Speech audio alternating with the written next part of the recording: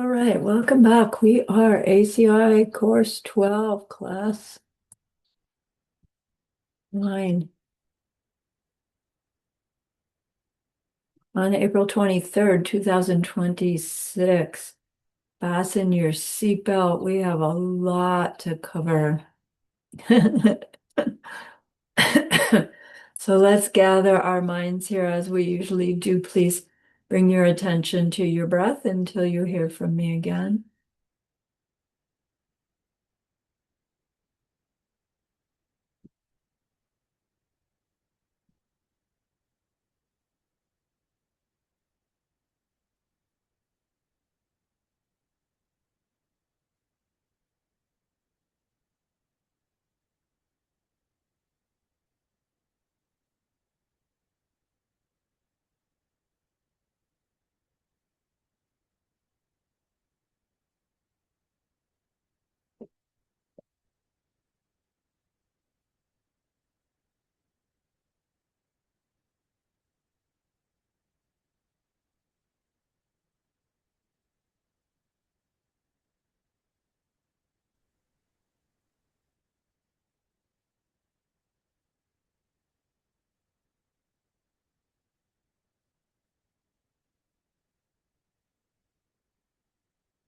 Now bring to mind that being who for you is a manifestation of ultimate love, ultimate compassion, ultimate wisdom. And there they are with you just by way of your thinking of them. They are gazing at you with their unconditional love for you, smiling at you with their holy great compassion, their wisdom radiating from them, that beautiful golden glow encompassing you in its light.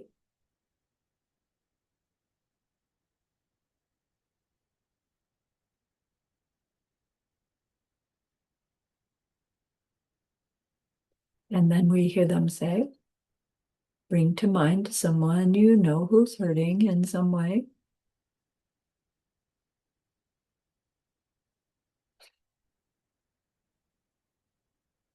Feel how much you would like to be able to help them.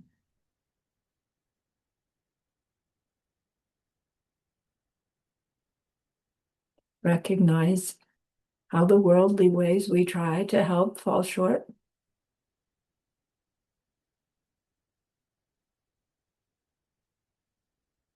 How wonderful it will be when we can also help them in some deep and ultimate way, a way through which they will go on to stop their distress forever. Deep down, we know this is possible. Learning about emptiness and karma, we glimpse how it's possible. And so I invite you to grow that wish into a longing.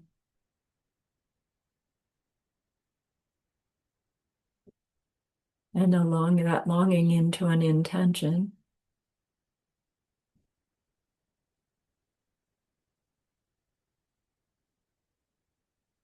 And with that strong intention, we turn our minds back to our precious holy being. We know that they know what we need to know, what we need to learn yet, what we need to do yet, to become one who can help this other in this deep and ultimate way.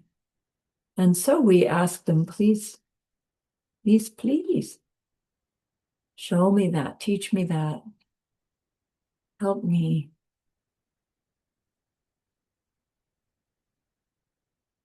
And they are so happy that we've asked. Of course, they agree. Our gratitude arises. We want to offer them something exquisite. And so we think of the pure world they are teaching us how to create. We imagine we could hold it in our hands, and we offer it to them, following it with our promise to practice what they teach us, using our refuge prayer to make our promise. Here is the great earth, filled with fragrant incense and covered with a blanket of flowers. The great mountain, 4 lands, wearing the jewel of the sun and the moon. In my mind, I make them the paradise of a Buddha and offer it all to you. By this deed, may every living being experience the pure world. Idam Guru Ratna Mandala Kam Nirnyatayam. I go for refuge until I am enlightened to the Buddha, the Dharma, and the highest community. Through the merit that I do in sharing this class and the rest, may we reach Buddhahood for the sake of every living being. I go for refuge until I am enlightened to the Buddha, the Dharma, and the highest community. Through the merit that I do in sharing this class and the rest, may we reach Buddhahood for the sake of every living being. I go for refuge until I am enlightened to the Buddha, the Dharma, and the highest community. Through the merit that I do in sharing this class and the rest, may all beings totally awaken for the benefit of every single other.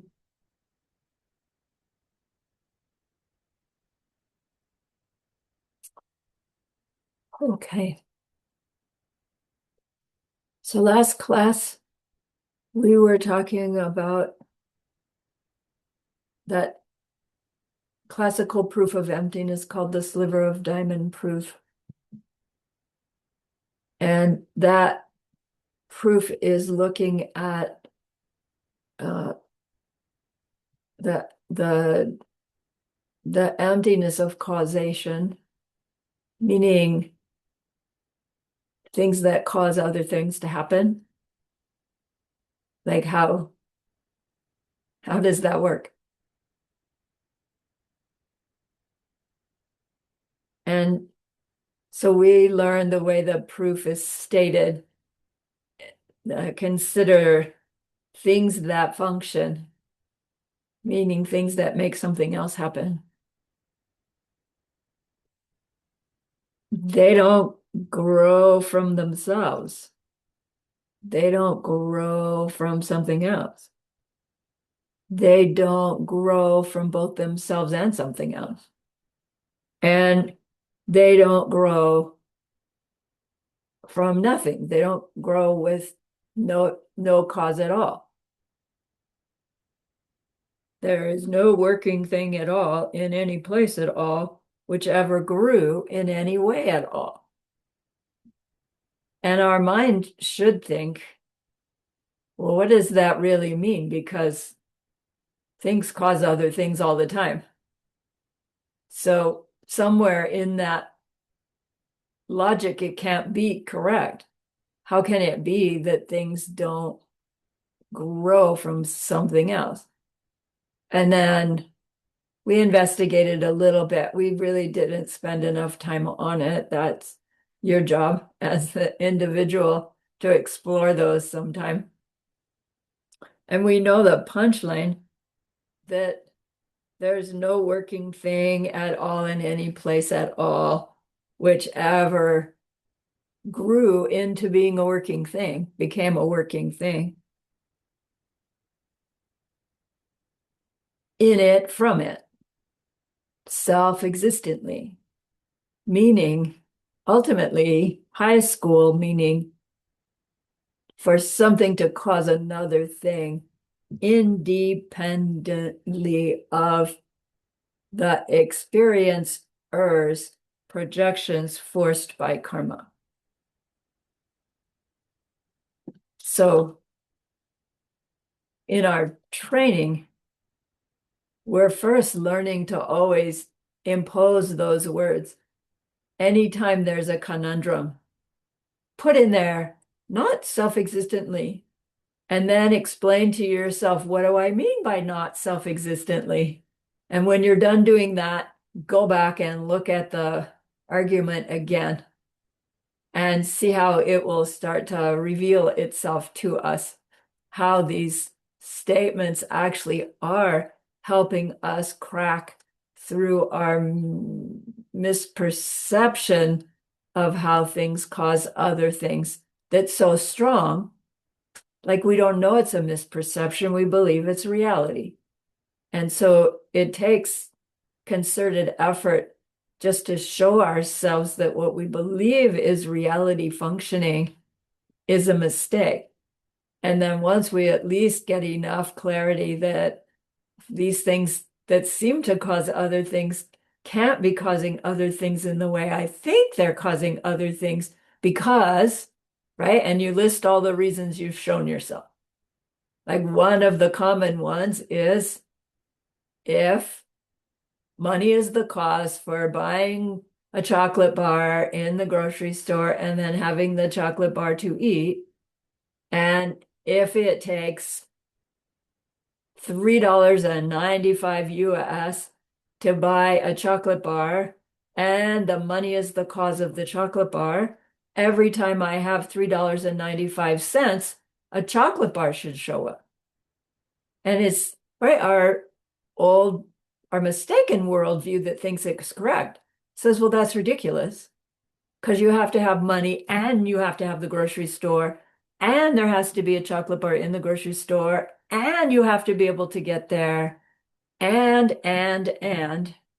then, right, the wisdom beings will say, well, that proves my point because you were thinking if you have the money and you have a grocery store and you have a chocolate bar, you should be able to go in and use that money to get a chocolate bar.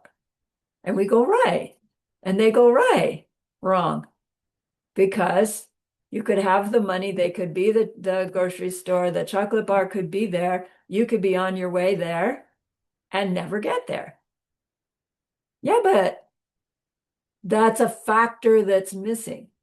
And they'd say, yeah, but in any place we do our yeah, but there's an additional factor that has to be there. And if that's missing, doesn't matter how many of the other factors you've got, you never get the cause to do the thing it's supposed to do. Without what final factor? Clue.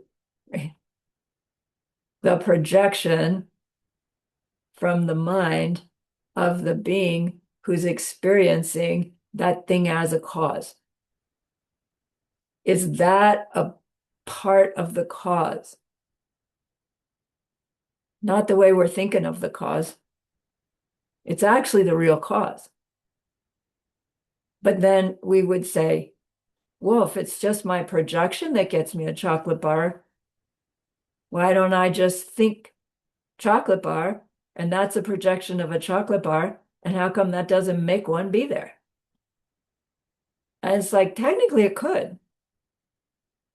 If we had the projection, just think chocolate bar and that would make one. But I don't know about you. I don't have that seed ripening projection. Our projections aren't just think of it and make it so. Our projections are forced on us in some way. And that sounds harsh, like there's somebody forcing me to have the projection that I have. And it's like, no, it's not like that. The factor of the projection is what is doing the forcing. We only mean forcing in the sense that it's not under our control. The ripening karmic seeds that are the projection is this process happening of which we are a part. We are not the controller of the process. Well, then how does it help us to know the process if there's nothing we can do about it? But there's not nothing that we can do about it because where we do have our power is how we interact with that projection. Okay, it's projection. There's a next moment in which we act. And that act is what's planting the seed for what will in the future be a forced projection. And then we act again. It's our actions through which we create that which is going to be forced upon us. So it's like you can't really say somebody is forcing us to experience things. The process is just happening.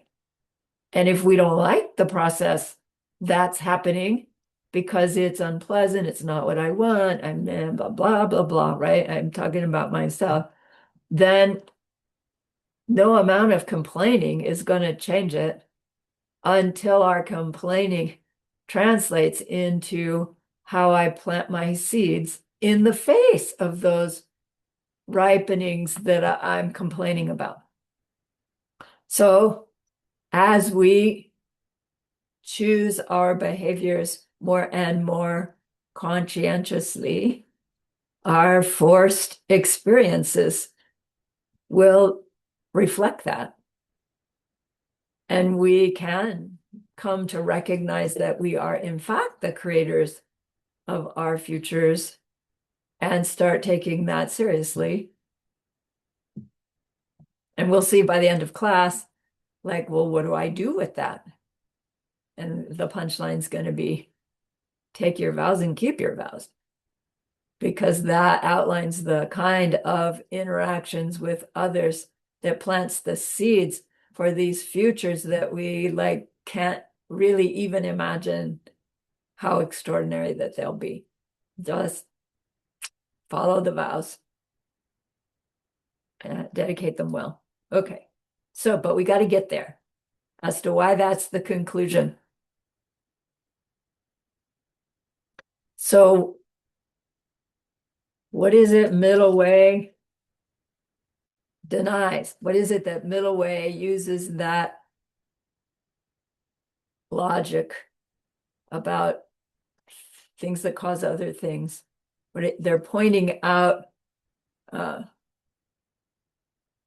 this thing, the gotcha. What middle way denies? What emptiness is empty of? And they, right, everybody knows they are denying a self-existent thing. But then by self-existent thing, maybe they're meaning a thing which could exist independently, which is ridiculous. Nothing exists independently. Not even ignorant beings believe things exist independently. However, middle way goes a little bit further. They say what we mean by what emptiness is empty of is that all existing things are empty of existing independently of being a group of parts that we are forced by our karma to conceptualize in a certain way. Middle way says the gotcha is anything that we believe we experience, anything we experience that we believe to be experienced in any way other than by way of projection.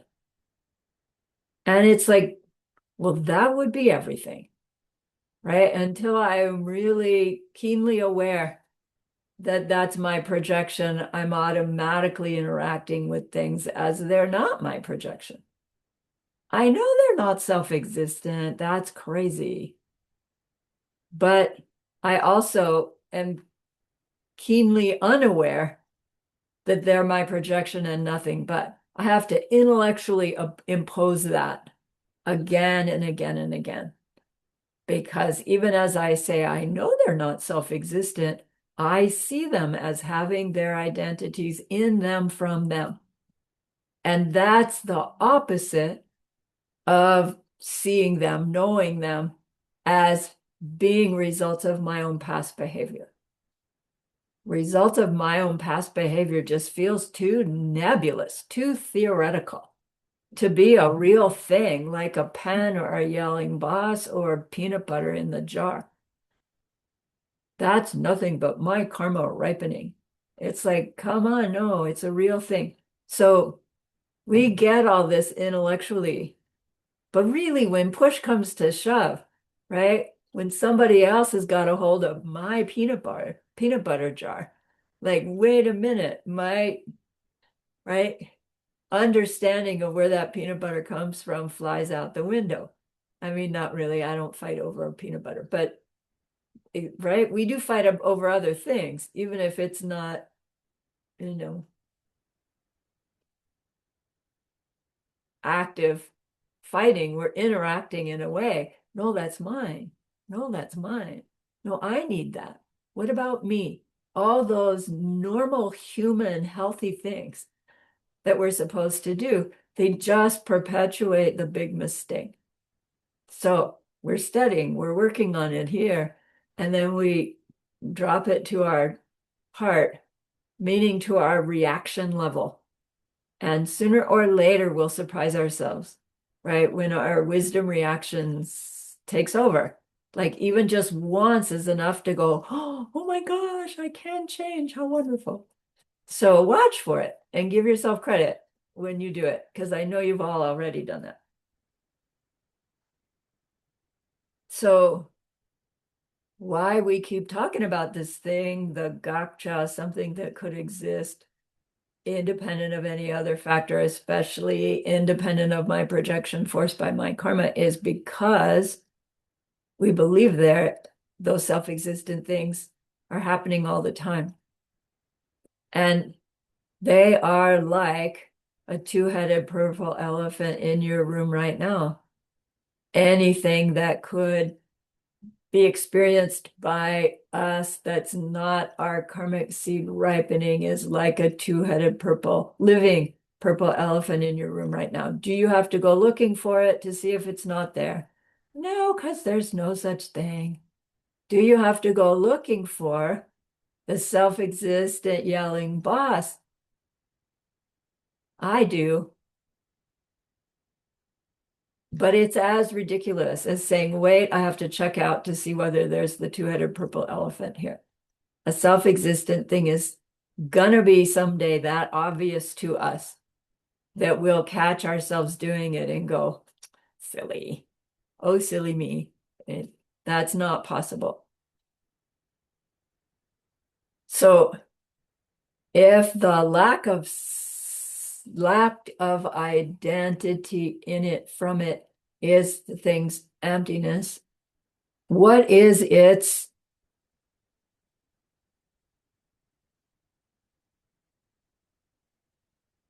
existence nature?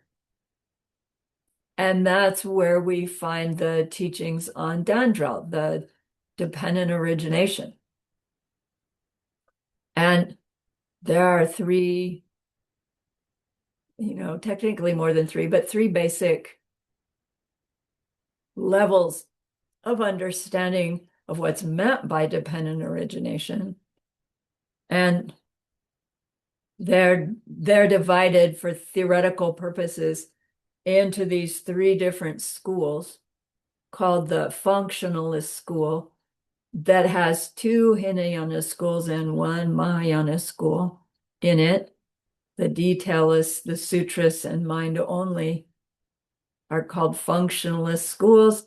They believe that things that function have some kind of nature in them that, right, holds the factor of their function, their unique function. And functionalists hold that dependent origination means that all those things exist in dependence upon their causes and conditions. Is there anything wrong with that? No.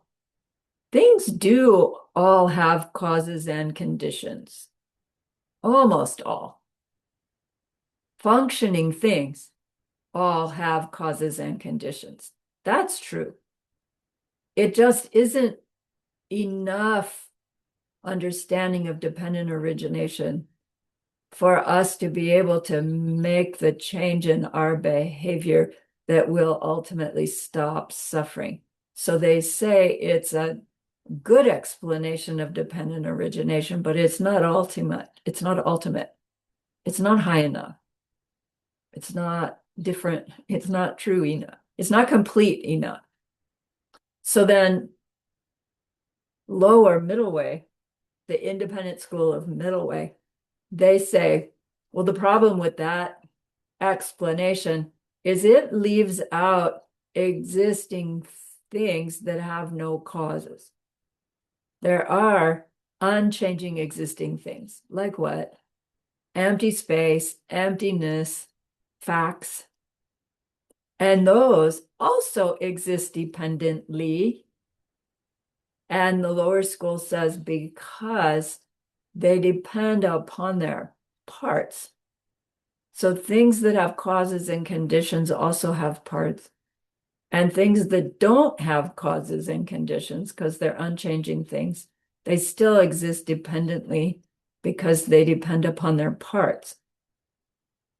But highest school, necessity school of middle way, prasangika, they say, well, that's true also, but it's also not complete enough to help us understand why we need to change our behavior. Like it doesn't lead to the conclusion, oh my gosh, I need to change my behavior. Neither one of those two lower ones, as I stated them, will lead us to the conclusion, oh, I need to be kinder. I want to be kinder. So highest school says things exist in dependence upon one's projection forced by one's karma, which was made by past deeds, past behavior.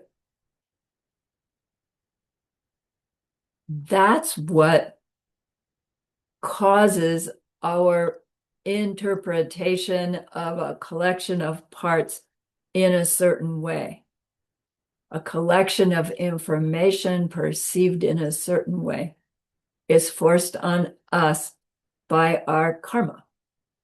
Our karma is made by our behavior. So we could say, any experience I have of something causing another thing is forced results of my own past behavior in some way. So if I like that cause making a result, if that's pleasant for me, I must have done something that created that.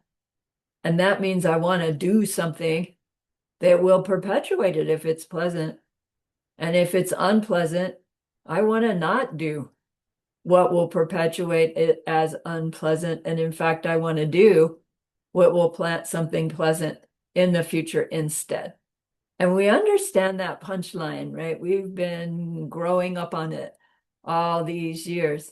And here they're giving us the tools to really prove it to ourselves that maybe we've been relying on our own good seeds of faith in what we hear. But then maybe we acted on those good seeds of faith, and it's like we try and we're not seeing the shift that we expect. And it's very human to get discouraged. And when we get discouraged, that one of this tradition's fallback is go back and logic it out. And as we do that again and again, it helps reveal to us, you know what we're dealing with in this circumstance where we try and we just can't get the result we want. That's a projection happening as well. That's a ripening result as well. There isn't anything that we can't work with karmically in our practice. And that's the exquisite beauty of the highest worldview. But it's difficult. We can't just decide we're going to believe in highest worldview and then be able to hold it. But we can repeatedly show it to ourselves logically in order to have that strength of faith born of logic to keep trying different things in order to bring about the change that we are wanting but not seeing yet, perhaps.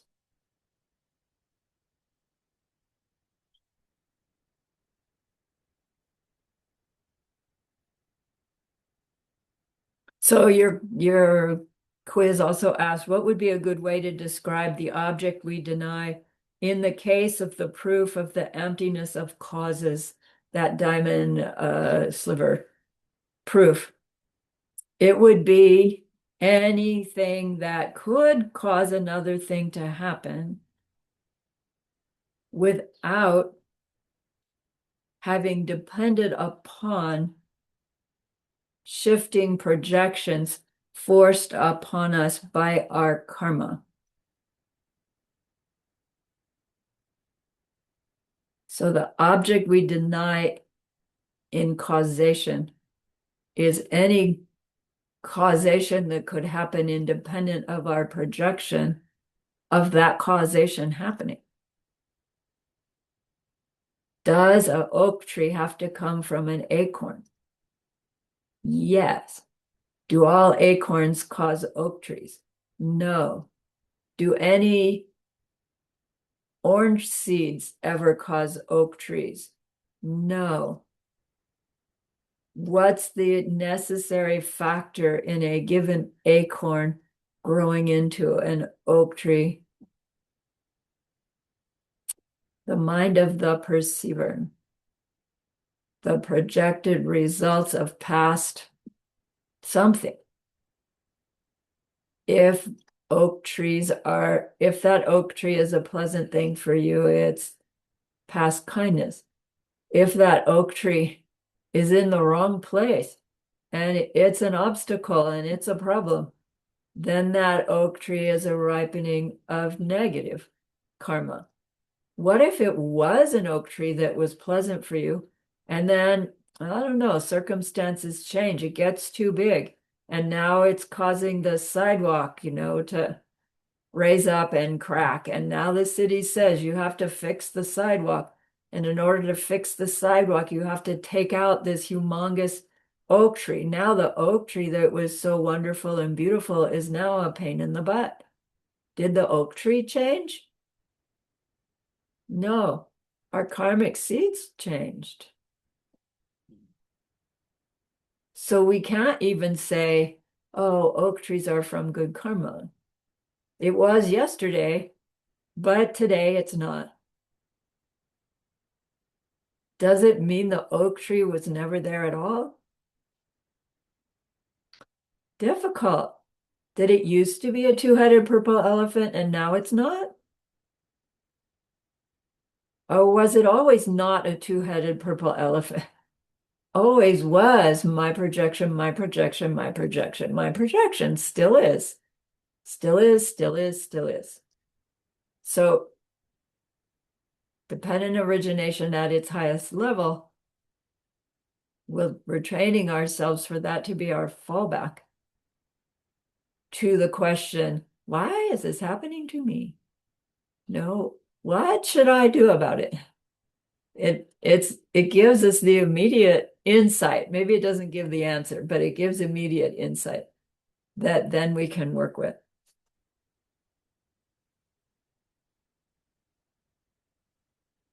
So then the next stage is, can we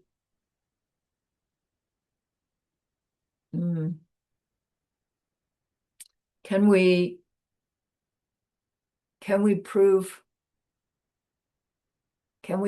to ourselves dependent origination?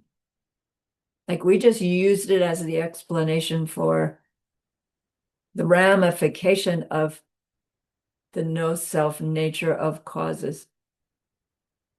But can we prove it?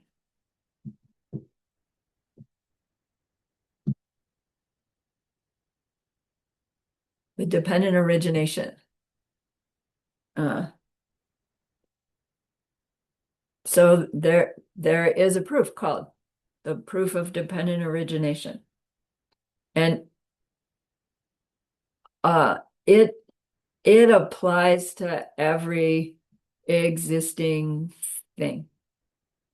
Like all existence, every instant of every experience, subject object interaction between, all of that is nothing but projections forced by karma. And they're real, and they happen, and they function, and they're causes, and they're results, and they're neither of the above, all by way of projections. So this proof of dependent origination, it goes like this. Consider all inner and outer objects that do something. So it means all changing things, all functioning things. Technically, it means both causes and results, but let's not go there quite yet. Outer objects means all material things. Inner objects means our thoughts, our emotions, right? Our awarenesses going on the inside of our minds, but technically our outer objects are also, but mental things are the inner objects. Anything that does something brings something else about. This is what we're looking at. Consider all outer and inner functioning things. That's our stating the object, called statement one in a logical syllogism. Then we state our assertion about that topic.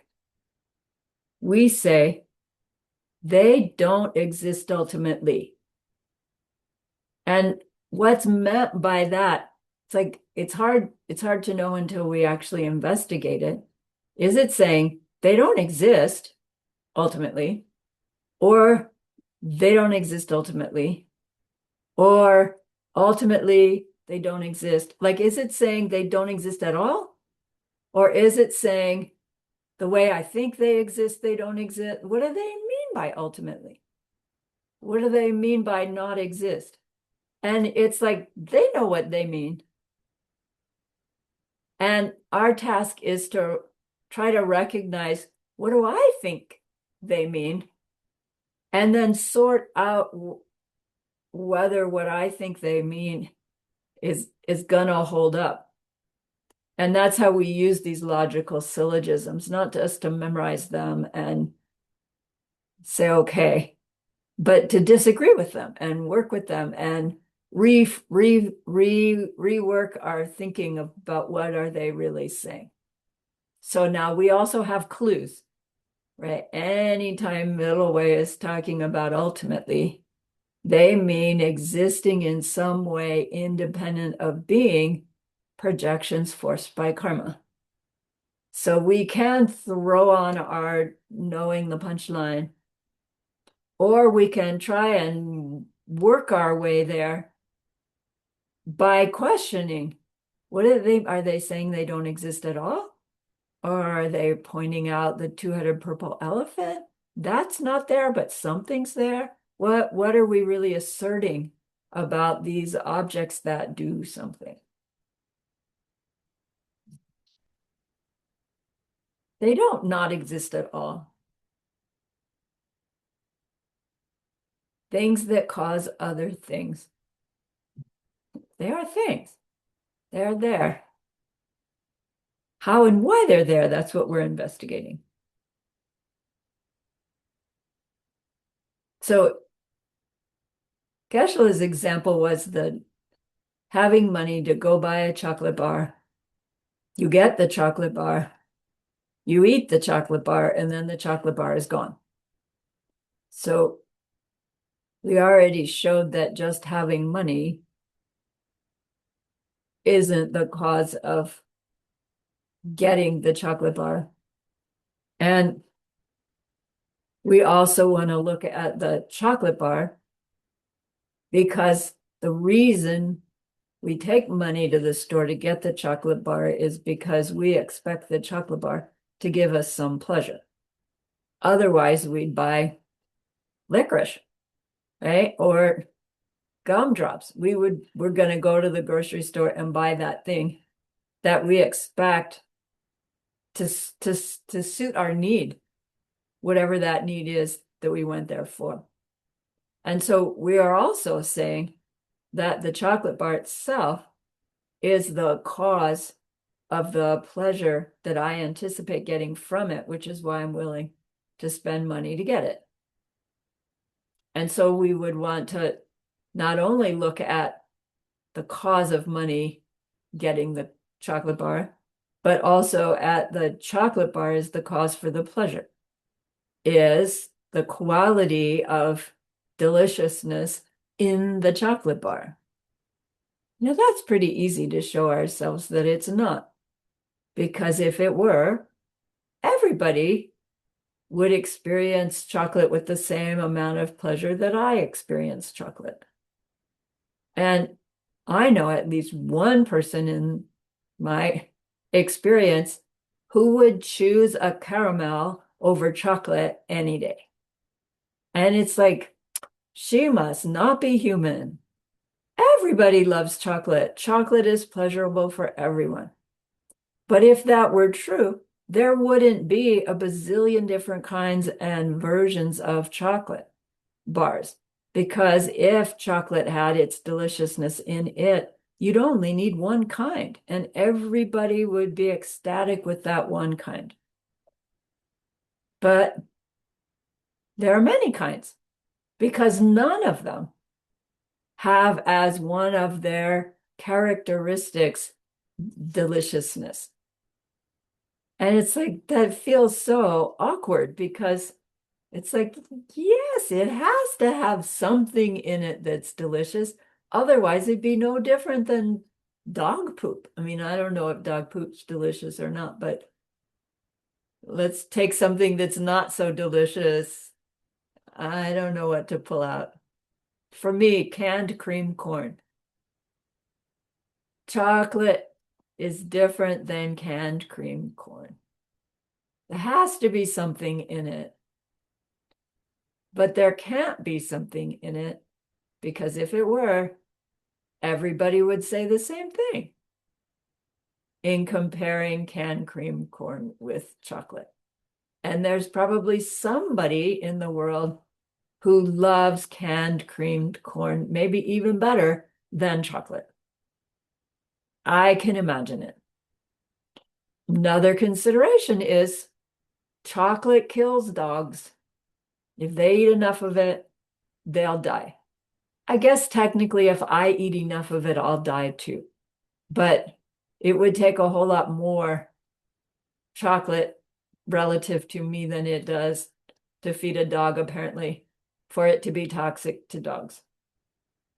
So easy for us to show that the pleasurable result, the chocolate being the cause of the pleasure that I'm buying it for, is not in the chocolate.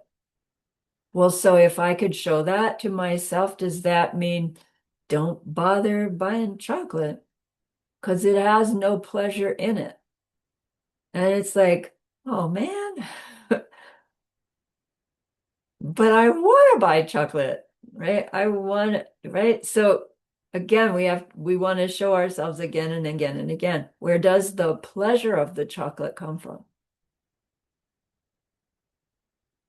Unique to me as a result of some cause, right? So that will be our conclusion when we get there.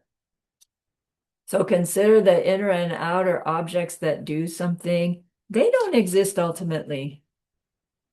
Statement 3 is we state our reason for why we're saying that's true. Our reason? Because they arise through dependence upon other things. Well, how vague. Of course they arise through dependence on other things. So of course they don't exist ultimately.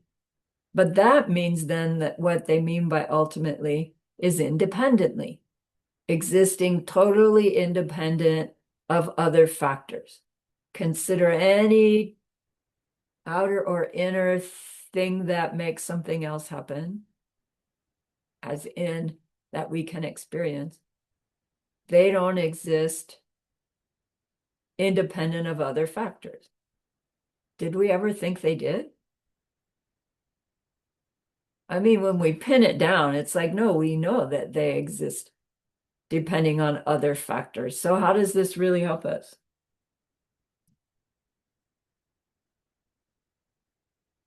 It depends on what other factors we're talking about. And that's where one would go on the debate ground with this. Oh, you mean that things don't exist ultimately because the oak tree doesn't exist ultimately because it depended on its acorn. And so even though the acorn's gone, because of its dependent origination on the acorn, I can't say that it's an oak tree there all by itself. Right? That'd be correct, but not so helpful. And then we could say, well, what you meant by they don't exist ultimately is because they exist in dependence upon their parts. The way I know that's a oak tree versus a pine tree versus a car is because its leaves are shaped a certain way and it's got little acorns on it instead of oranges. And so therefore, I can see its different parts. And because it has these different parts that indicate that it's an oak tree, I can know it as an oak tree and use it as an oak tree. It's like also true, but not helpful in terms of how do I get every object that I experience to trigger pleasure and the automatic impulse to act towards it in a way that will perpetuate pleasure. Because that's what we say we want to do. Everybody just wants happiness. So technically, that would mean we're trying to learn how to interact with our moment by moment experience in a way that will create more happiness. Just, well, I was going to say just for me, which would be a start, but the only way I will end up recognizing that I can plant the seeds for my own happiness is trying to help somebody else have some happiness, because that's how I plant the seeds for my own happiness. So my motivation is my own happiness, but my action is others' happiness. So then my motivation grows to be their happiness because that's actually the source of my own happiness. And then what I identify as my own happiness actually is their happiness. Whereas I thought before it was endless supply of chocolate, now I see that my happiness is endless supply of your happiness. And then who cares about chocolate? Chocolate will be pleasurable when it comes, or when it doesn't matter, because my happiness is coming from my projection of yours. So our dependent origination emptiness understanding is helping us go to that level of depth of understanding the power of our interaction with others and why we need other beings to bring about our own happiness, even if that was all we wanted. We were just shooting for our own nirvana.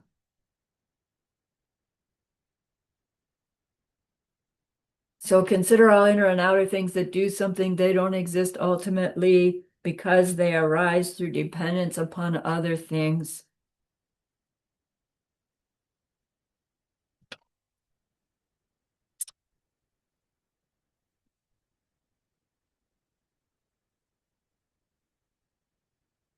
The fourth line, which is an optional line in a syllogism, is the example that we give to help our supposed opponent understand what we mean by it. So here our example is, they are, for example, like the reflections in a mirror. So if there's somebody standing in front of a mirror, but all we see is the mirror, we're going to think that that person, we don't know we're looking at the mirror. We're just seeing a person in front of us. And then suppose we turn around, and how startled we'd be to see, oh my gosh, the person's there too. And then we'd go and recognize, oh, one of them is an image in a mirror. I was in a cafe once. We were in this cafe once. And, I just took it in. We sat down at the table. We were looking at the menu. I would look up from time to time. And the room looked like it was a certain size. And suddenly I looked up, and what caught my eye is that there was a couple at a table that it's like, wow, that's weird. They look like us. And I double took, and it was right, me and Samati. And all of a sudden, there was a wall of mirror. The cafe got half the size, right? All of a sudden it shifted. But until then, it was really this example exactly. Looking at somebody you don't know, they're a reflection in a mirror. They're saying everything that we experience causing something, that whole experience is as if we are looking in a mirror and we don't know we're looking in a mirror. We're thinking the whole experience is happening in it from it, when in fact, it's like a reflection in a mirror. It is an experience. It is there, but it's coming from something else.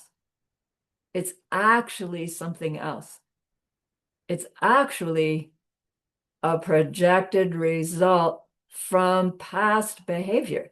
So it really is coming from something that we would say is from behind us. It's not literally behind, but from before.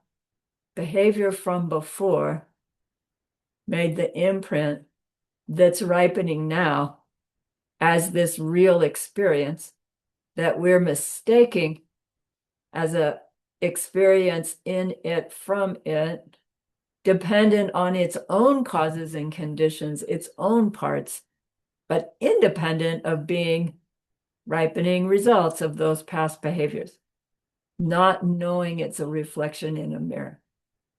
That mirror analogy is a really great one to explore.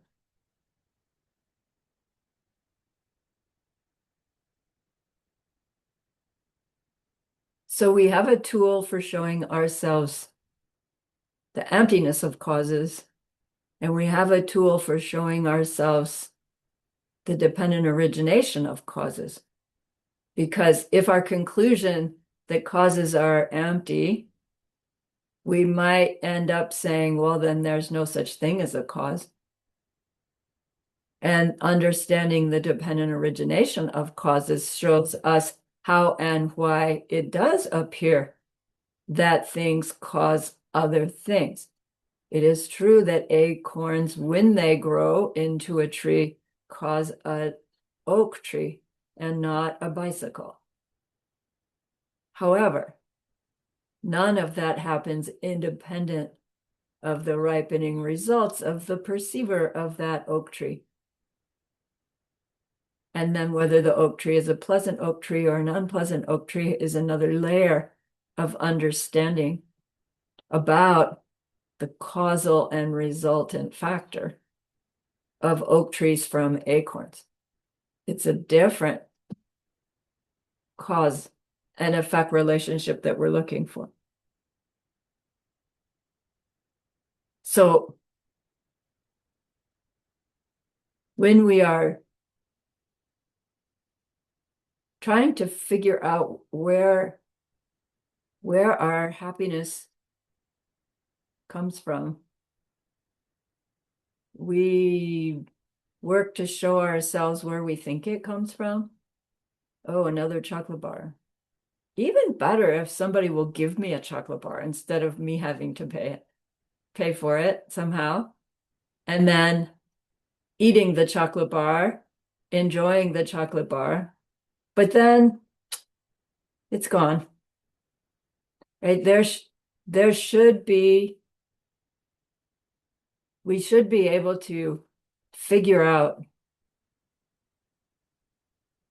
all of the factors involved in our getting the chocolate bar, enjoying the chocolate bar, and the chocolate bar ending. So we're looking at the existence of things as causes, the existence of things as results, the existence of things as interactions between them, the existence of all those things as pleasure or displeasure, the existence of things like my reactions to those things, right? We want, in order to show ourselves enough about our mistake to be able to change our behavior, to bring about the change we say we want. We want greater and greater clarity in understanding each aspect of our experiences. So with every experience, we have a subject side, we have an object side, and we have all that interaction between them, which has a whole lot of stuff in it, of course. So we've addressed looking at the emptiness of causes, and we've addressed looking at the dependent origination of things that function, so things as causes. And then we also want to look at what about the ultimate nature of results, those results. We could look at the emptiness and dependent origination of the acorn, and the emptiness and dependent origination of the acorn becoming a tree, and then the emptiness and dependent origination of the tree, which, we're going to use that kind of example. But as we get familiar with the process, what we really want to be looking at is the emptiness and dependent origination of our happiness or not happiness with the result that we must have caused in some way. Because we interact with the result. We created the result. We don't know we created the result. We interact with the result thinking somebody else made it.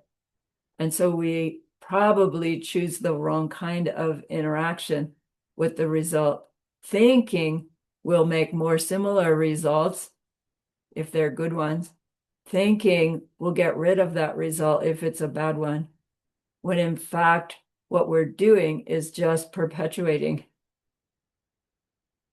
unpleasant results or pleasant results that will wear out because we're misunderstanding how to respond to those things. So there's another proof called the proof of neither starting nor stopping.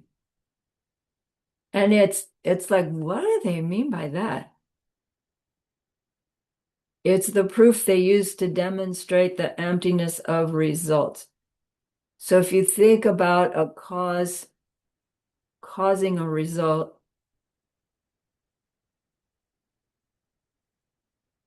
the cause in bringing about the result, the cause has to end. The result has to begin. And then once we have the result had to have begun. It's going to stay, and then it's going to stop. It's going to end. That's what it is to be a functioning thing. So wait, we were saying the cause is the functioning thing, and the result is the result of the function, but the result is a functioning thing as well. And it is doing something that's bringing something else about. Right? On one level,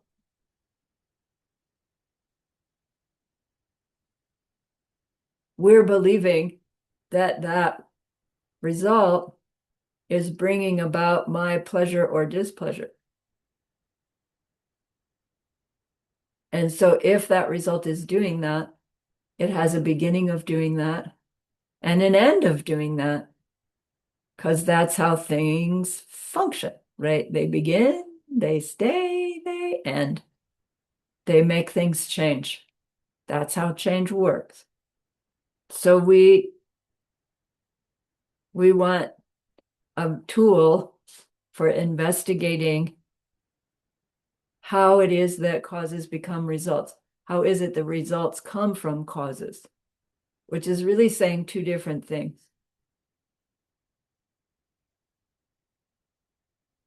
So in this syllogism, we're designing, or they give us this proof that helps us, the term they use is deny, helps us deny that things could grow or stop, which already exist or not.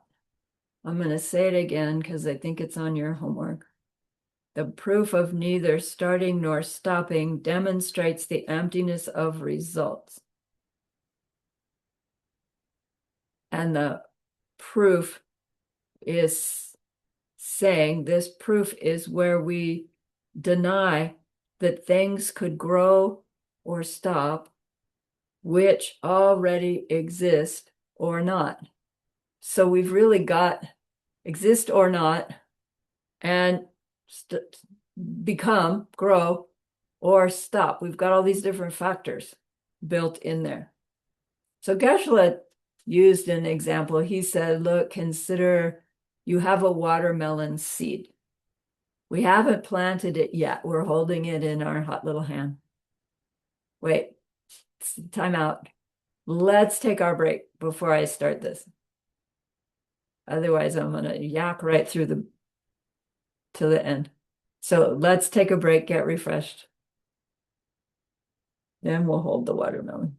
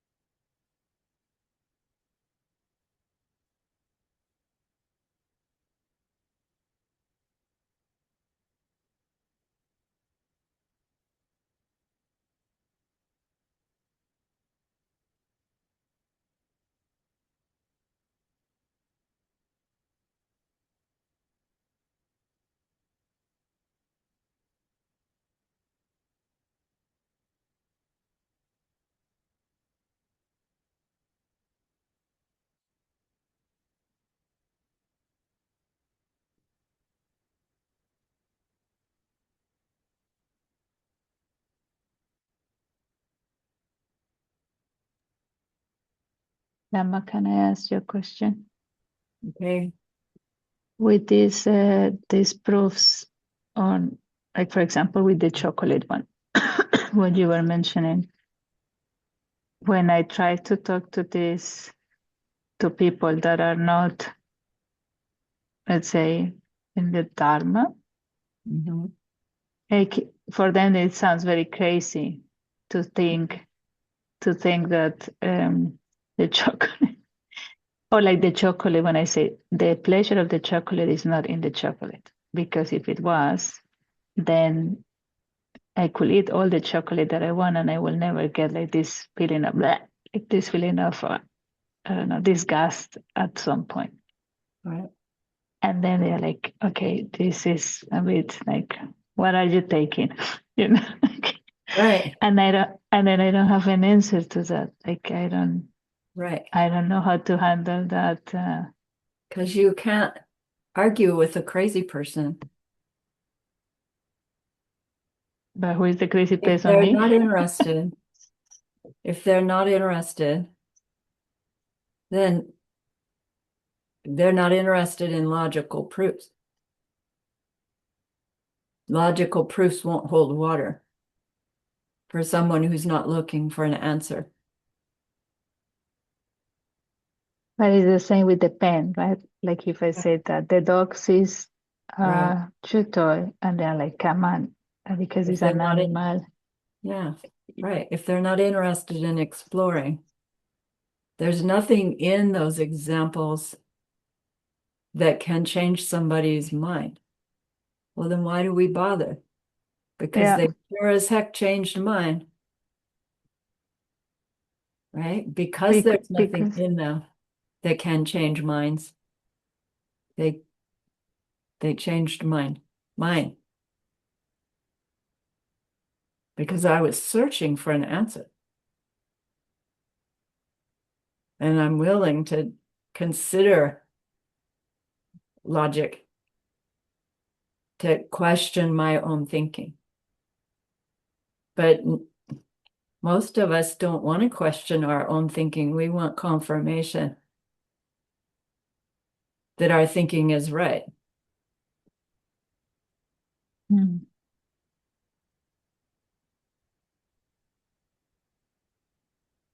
yeah, the issue that I see is that I feel like isolated to discuss about these things because it's Oh, like exposing yourself somehow, and right. then Just the advantage of being close to a sangha, because then you have like-minded people. But then the danger is that we all just buy into it and don't really explore it. So really, these syllogisms are for our own personal, devil angel debate, is to mm, sort out, find our own tenacious holding to our old world view that's trying so hard to show that it's right when it just falls apart when we give it enough examples. But we have to be willing to be looking for something new. And even if we find our own mind keeps rejecting, yeah, our answer may be, well, I can't argue with the crazy person. Like until enough unpleasantness hits, when it does come back, we'll have this discussion again. We can say to our own mind,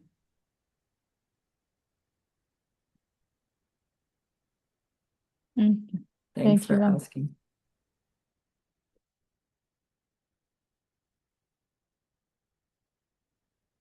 Okay, are we back?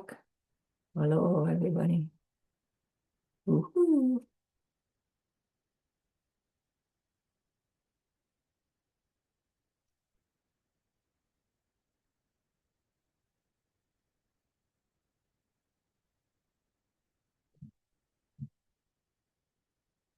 All right, we're back.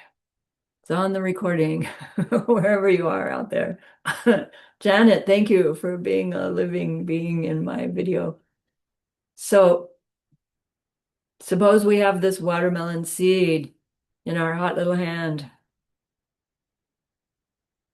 The seed is the cause. The watermelon plant is the result. Is the result present now? No, we just have the seed. There's no plant there yet.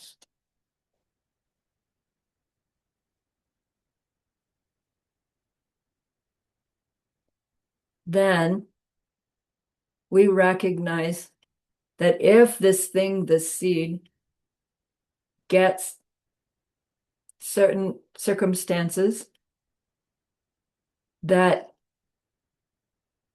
something that didn't exist would begin to exist because its causes for its beginning became. So when the seed gets exposed to the factors necessary, something triggers the beginning of the plant, beginning of the result.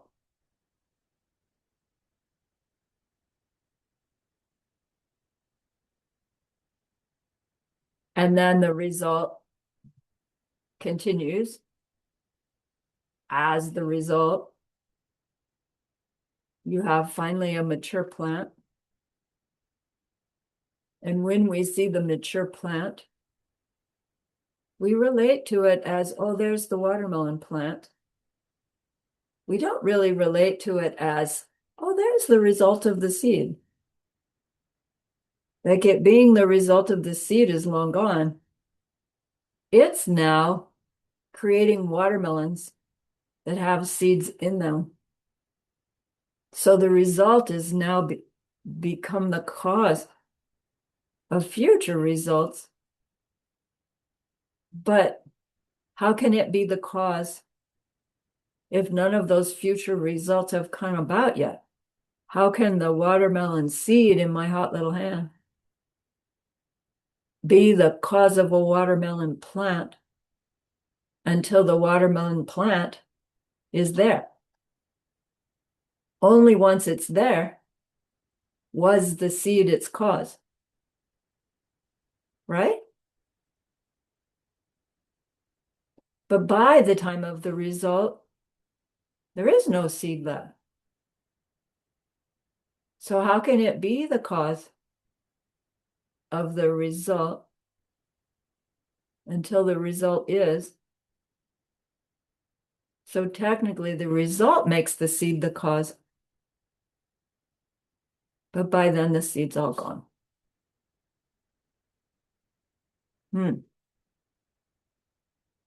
So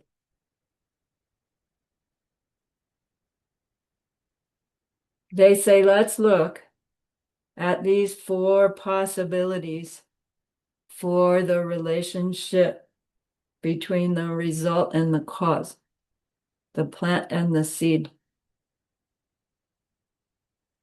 One possibility is that the result is already there at the time of the cause.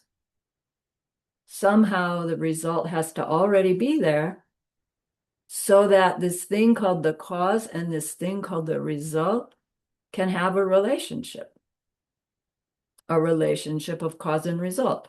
They have to both be there in order for them to touch, in order for there to be a relationship. And it's like, what? That's not possible, even as we agree that for two things to have a relationship, they both have to exist.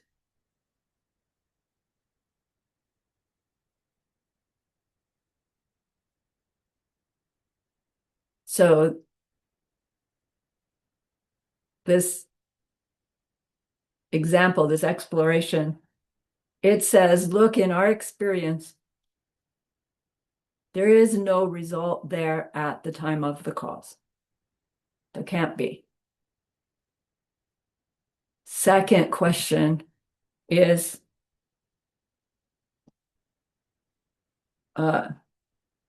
is it true that the result was not there at the time of the cause? And we want to say yes, it is true that the result was not there at the time of the cause. The cause being the seed, there's no plant yet. Let's go to the third one. Is it true that there both was and wasn't a result there at the time of the cause? And it's like, well, we already showed that there is no result there at the time of the cause. And even if we said the result was there in some way at the time of the cause, you have to have one or the other because they are opposites. You can't say that it takes both, not there and there, in order for it to be there.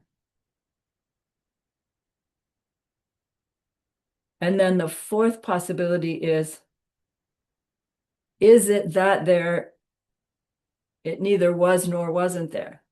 Is it that there's no relationship at all between the result and the cause? No relationship at all between a watermelon seed and a watermelon plant? If that's true, you wouldn't need watermelon seeds. That the result of the watermelon plant would not depend on seeds. Who knows what it depended on? If it existed as a result, it would have to always exist as a result, in which means there'd be watermelon plants everywhere. And they wouldn't need seeds, so they wouldn't make seeds. And that's what watermelons are for, is to make the seeds. So a watermelon plant wouldn't even make watermelons, and then it wouldn't be a watermelon plant. So it can't be that causes and results are completely independent.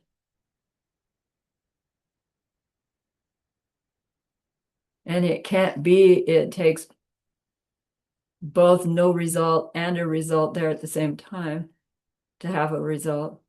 And it can't be that you have the result at the same time as the cause. But how come it can't be that the result wasn't there at the time of the cause? Because Arya Nagarjuna and others are saying all four possibilities for this relationship between the seed and the watermelon, the result of the watermelon plant, all four of those possibilities are impossible. We can see how three of the four are impossible. But why is it impossible for there to be no result at the time of the cause? When that's our experience, there's the seed, there's no plant. Valid experience. So what do you figure? The punchline. Not self-existently. That's always the punchline. There's no result at the time of the cause self-existently. Did we ever think there was? No. Did we ever think there was not the result at the time of the cause self-existently? Yes. Because we're thinking, all I have is the seed. So there is no result, the plant, because the seed hasn't done its thing yet. We're thinking that the seed being there, independent of my seeds ripening, a seed being there as the cause with no result. And we're thinking the fact that there's no result yet is because the seed hasn't ripened yet, when in fact, the fact that there's no result yet is only because my mind has not ripened that result yet. My mind is ripening that there's no result at the time of the cause. But it's projected no result at the time of the cause. It's not real no result at the time of the cause. Do you feel how slippery that is? And yet it's critical to understand that it's only a conundrum to wonder why there's no result at the time of the cause. It's no conundrum when we understand that our projections are what make causes become results. And until our projection is there's a watermelon plant from a watermelon seed, there is no result. But not because the seed hasn't made the result, and not because the result hasn't come from the seed, but because our karmic seed for the result hasn't ripened yet. That's why there's no result at the time of the seed. And that's why there's no, what were those other factors? All the other three possibilities are also happening in the way they're happening and not happening in the way they're not happening. It's all not happening independent of the projector, the projections of the one who's experiencing it. Even experiencing this as an imaginary, right, circumstance to consider with logic. All of it is our projections coming out of past behaviors. What kind of behaviors? If this is painful, some kind of unpleasant behavior. If this is a little interesting, some kind of kindness behavior. Either way, some way in which I perceive myself interacting with someone else that's now forcing me to hear these considerations. These considerations that are meant to trigger in each of us an understanding through which we can reach the aha that my behavior is where I create my future. And so I can create a future for everyone where there's perpetuated goodness, perpetuated happiness. Like that's what all of this is designed to take us to eventually. And, maybe it's a roller coaster to get there. But that's an extraordinary goodness ripening, even if it's painful to sit here and try to follow it. And like that would take us off on another tangent. How can a goodness be painful? Right? Because somehow I planted seeds that were hard for people to understand and they were helpful. So that now I'm experiencing something helpful that's painful. Is it something to be avoided? If we didn't understand, yes, we would avoid it. If we understand, we'd go great, burning off the painful stuff, planting important good stuff. In the end, I'm going to get there. All right.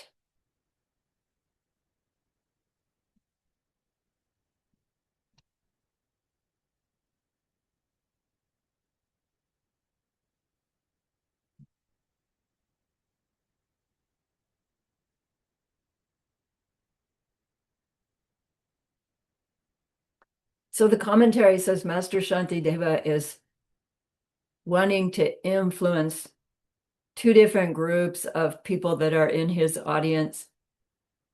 One is called the Samkhya, or the numerous, which are non-Buddhists of the time.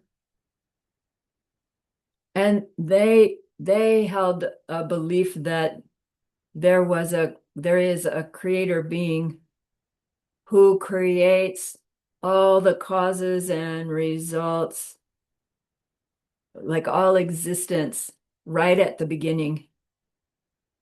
And so causes simply reveal the results that have been there all along. And so he goes through this, can the result be there at the time of the cause? Logically, hoping that they'll be curious enough to follow the logic and check their own belief. But as Louisa pointed out, unless the person is interested in exploring their own beliefs, there's nothing we can say that will necessarily make them go, oh, I've been thinking wrongly all along. But that's Master Shantideva's plan, is to plant seeds in the mind of those folks. I guess he could assume the fact that they're there, still listening to him by chapter 9, that maybe they've got some ability to question their own belief systems. But I suspect Master Shantideva has this keen awareness that whether he can impact somebody or not is dependent on the other person's karma and dependent upon his karma to ripen his words having an influence on somebody else.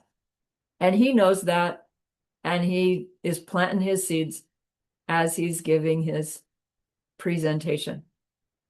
Mm.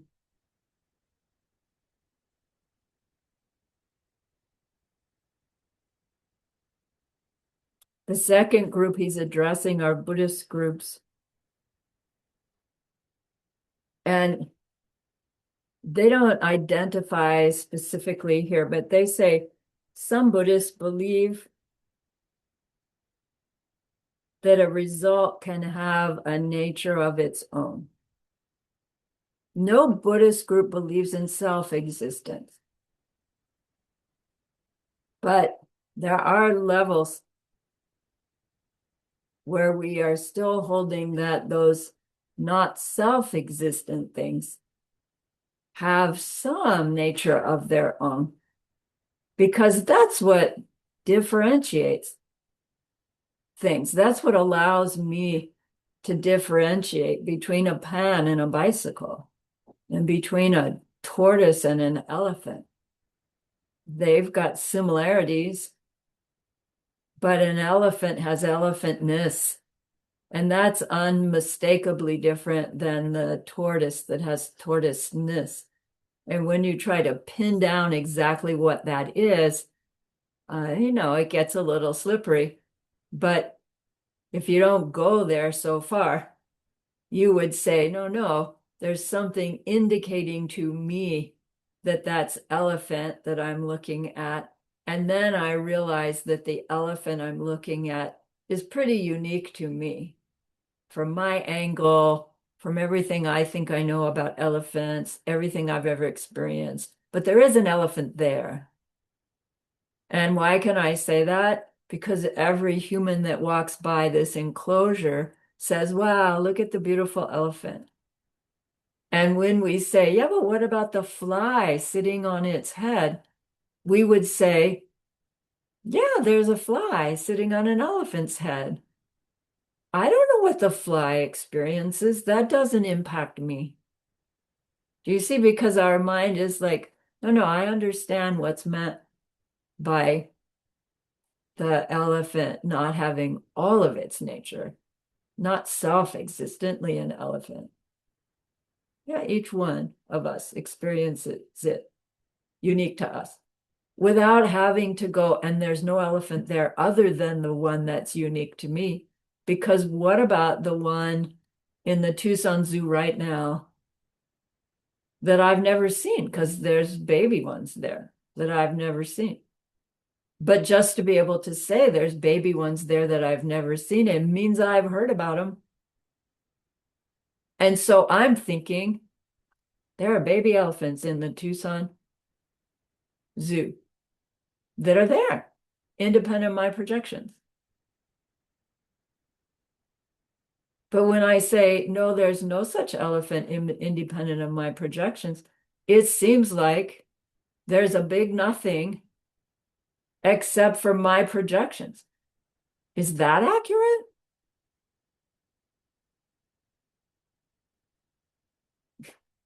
Technically, yes, but not in the way I'm thinking of it, because it would make me the only real thing and everything else my projections. And that's not true either. I'm part of every projection. And then that flops over the cliff of nihilism to say, oh, well, then there's nothing until my seeds ripen into me and this and me and you and me and that. And none of it's real. And so nothing matters. Right? And that's one of the cliffs we don't want to go off because it's not accurate. It's not true that nothing exists at all. It's never nothing. Okay, so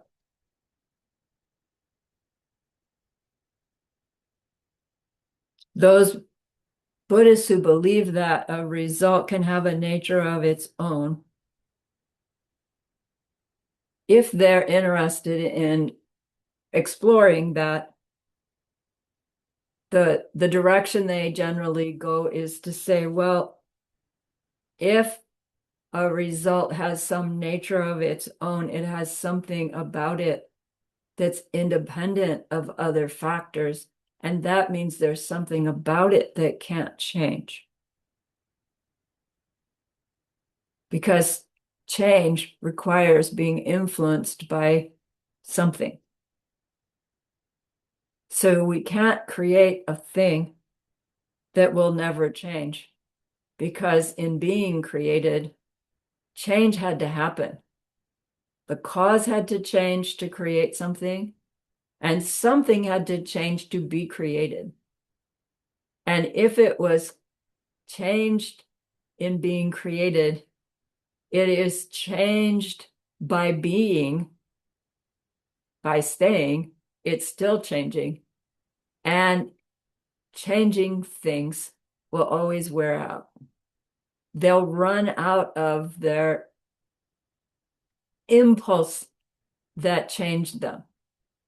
And really, it's like they don't even have to run out of their impulse. If the cause brings about the chocolate bar of this instant, and then that chocolate bar still exists in the second instant, hasn't it changed? It's an instant older than it was the minute before. So is it the same chocolate bar? No, it's not a different chocolate bar. It's not like Vink, it went out of existence and a new chocolate bar showed up. But it's not identical to what it was the moment before. Even if we're talking about a chocolate bar that has something in it that makes it chocolate bar, if it exists this moment and then 5 minutes later, you have to say the chocolate bar with it in it is 5 minutes different than it was before. And then if we apply our growing wisdom, it's like this chocolate bar is my seed ripening. And then the next instant chocolate bar is my seed ripening. Is it the same seed? No, it's an instant later, it's different seed. So it has to be different. Still chocolate bar, but is it the same chocolate bar? No. Does the chocolate bar disappear and come back out? That's debatable. I'm still working that one out. But it can't be identical to the way it was in the beginning. It has to be changing, changing, changing, changing. So then to even say, eventually it changes enough that it wears out, you can say, no, with each change, it's changed. It's not like you have to accumulate a certain number of changes and suddenly it's gone. It's already changed. And yet it is true in experience that eventually there'll be no more chocolate bar. Either I eat it, or somebody eats it, or somebody takes it away from me, or I die. Right? I stop projecting chocolate bar. There is no chocolate bar for me. Even as our minds say, yeah, but that thing is still sitting on the counter. It's you who've been removed. But we're back into saying, well, then there's something chocolate bar-ish about that object, because you're saying it's still there, but I am not. And that's what makes the chocolate bar for me gone, but not the chocolate bar. Do you see? So when we hit that, we need to go looking again. It's like, what is it about the chocolate bar that makes me think that's still there, even when I go away? And when I say, oh, well, then it's not there when I go away, how I'm thinking of that mistakenly as well. Because it's not true that as soon as I turn my back on things, everything disappears.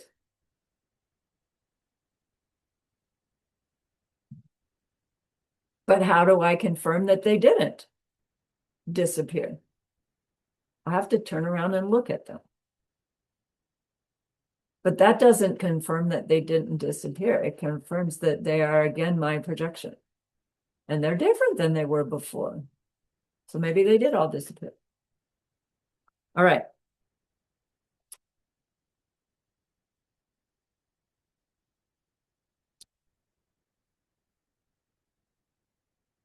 So the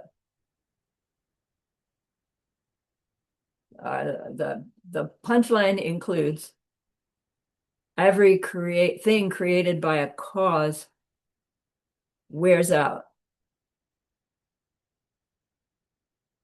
And that is what, when we misunderstand that, that's what becomes the suffering of change, because we don't want the pleasure of the chocolate bar to wear out. And because we believe the pleasure of the chocolate bar is coming from the chocolate bar, when the chocolate bar is gone, the pleasure of the chocolate bar wears out. But technically, the pleasure of the chocolate bar was never in the chocolate bar to begin with. So technically, the pleasure of the chocolate bar doesn't even need a chocolate bar. And it can, in fact, be perpetuated if we know how to perpetuate that pleasure of the chocolate bar. If we keep thinking that the pleasure of the chocolate bar is in the chocolate bar, then we keep selfishly wanting the chocolate bar for ourselves. When we're understanding, no, the pleasure of the chocolate bar is a ripening result of some way that I brought some pleasure to somebody else. And let's just say, via a chocolate bar, what do I want to do with my coveted chocolate bar? At least I want to share it. You know, maybe if I were really wise, I'd buy it and give it away. And the more pleasure it seemed to give the person I gave it to, the more chocolate bars I'd want to buy to give away. Or maybe I wouldn't limit it to just chocolate bars, because, you know, you get somebody there, something they really like, and you give it to them, their face lights up. They have some moments of apparent pleasure, even if they're thinking wrongly about it. We've planted the seeds for our efforts to bring someone some pleasure, and it seems like we were actually successful. Like, in a way, that's a little dangerous, because then it looks like what I did in the moment brought them the pleasure that they're having in the moment. It is fair to say we saw ourselves bringing some pleasure to someone that plants a seed. But it isn't actually true that we were the ones that gave them the pleasure. Their seeds ripened for us to give them pleasure. Okay, so when we make this connection between our behavior and then the ability of things to cause other things to happen is a ripening result of ways we've helped others, then we see that there isn't anything that we can't use as an opportunity to plant seeds to create the future in which there is no more aging, illness, death, and forced rebirth, which are the promises that Buddha gave. When we learn this connection between dependent origination and emptiness, it gives us the insights into the behavior changes necessary to stop the very cycle of samsara with those three sufferings: obvious suffering, the suffering of change, and pervasive suffering that we talked about the other night, just not knowing what's going to happen next, having no control over what happens the next moment. So we can learn to do it. Why? Because nothing has any nature of its own. Nothing comes from anything other than our projected results made by how we perceived ourselves interacting with what we perceived as others. If things had their own natures, it wouldn't matter what our interaction with them would be.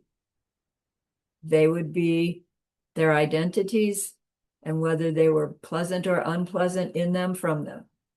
In which case we might as well run away from everything unpleasant and glom on to everything pleasant. But it doesn't work, as we've noticed, or we wouldn't be here in this class. We'd be doing something else. Okay.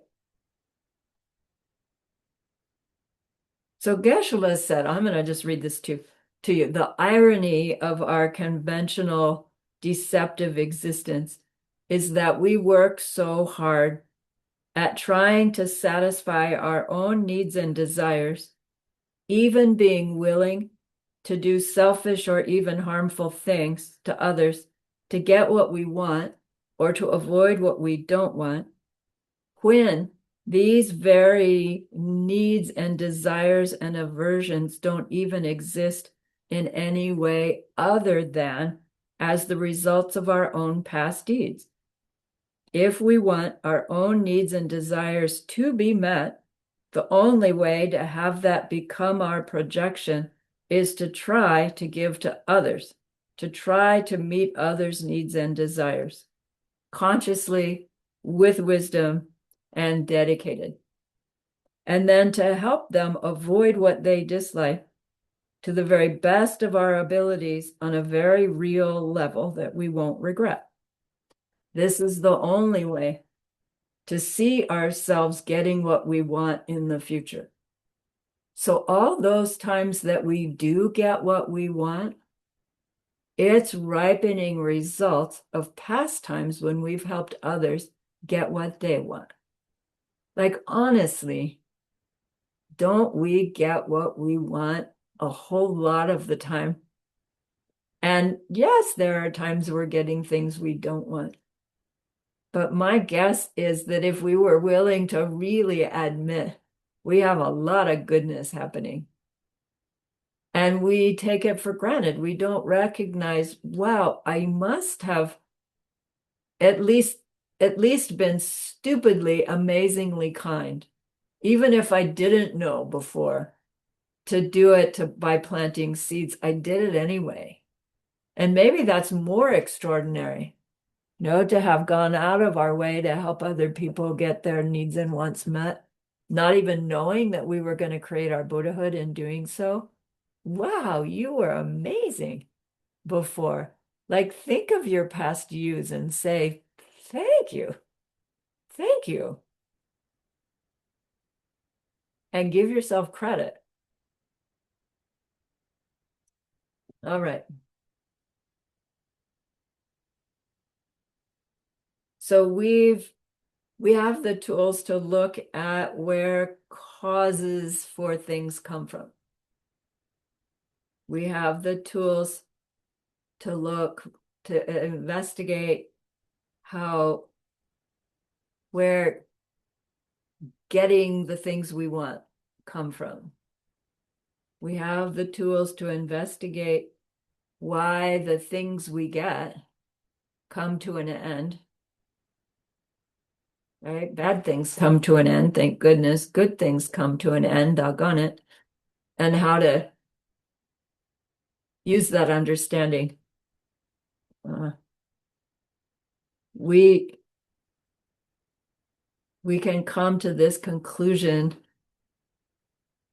that my task then is to try to bring some pleasure, healthy moral pleasure to others, share any healthy moral pleasure, that thing that I get, and avoid contributing to unpleasant circumstances for anyone to the best of our ability.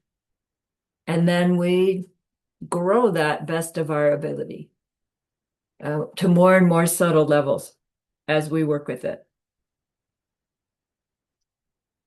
Things happen because they are empty of self-nature. Things change because they are empty of self-nature. Things end because they are empty of self-nature, meaning their beginning, their being there, their ending are all projections forced by karma and nothing other than that. Geshe starts, like at this point in his teaching, he kept saying, just get used to it. You know, I remember my own mind back then. It was like, what? He'd say, just get used to it, meaning just live like this, whether you understand it or not. Just try it on for size. He kept saying, just get used to it. And it always frustrated me. It's like, I'm not going to get used to it until I understand it. Explain this better, as if, right, it was up to him. And anyway, so keep chewing on it, I like to say. Just grapple with it over and over and over. It's fun to do anyway. There's nothing changing but our own mind. There's nothing changing but our karma. And our karma is changing moment by moment by moment. Our mind is changing moment by moment by moment. Not understanding the process about projections planted or seeds planted, projections experienced, will continue to suffer. When we understand it, we can understand the emptiness of samsara itself, the emptiness of suffering itself, the emptiness of everyone's suffering. It doesn't mean it doesn't exist. It means it exists by way of projected results of our behavior. And so we can change our behavior. We can change our reality, not in the moment. Technically, it is changing in the moment. But the change in behavior will take a little while to show its result. So, like, all right, I get it. So what kind of karmas do I want to plant? Where do we start? Would be our next question. And then we might want to say, and what's the best karma to make? I don't even want to mess around with little, baby goodnesses. What's the best one to make? And then to know exactly what we personally need to give up and take up requires omniscience. I don't know about you, but I'm not omniscient, so I don't know exactly what I need to take up and give up. And so I would, if I have access to the guidance of an omniscient being, I would wisely turn to that guidance to see what they have to say. And maybe my access to that enlightened being would be like Jetsun Kappa, who finally connected to his Lama, Lord Manjushri, and he could ask specifically. Or maybe we have access to the scriptural tradition of enlightened beings, and we can rely upon that. And if we rely on the scriptural tradition of Shakyamuni Buddha, his advice is take those vows.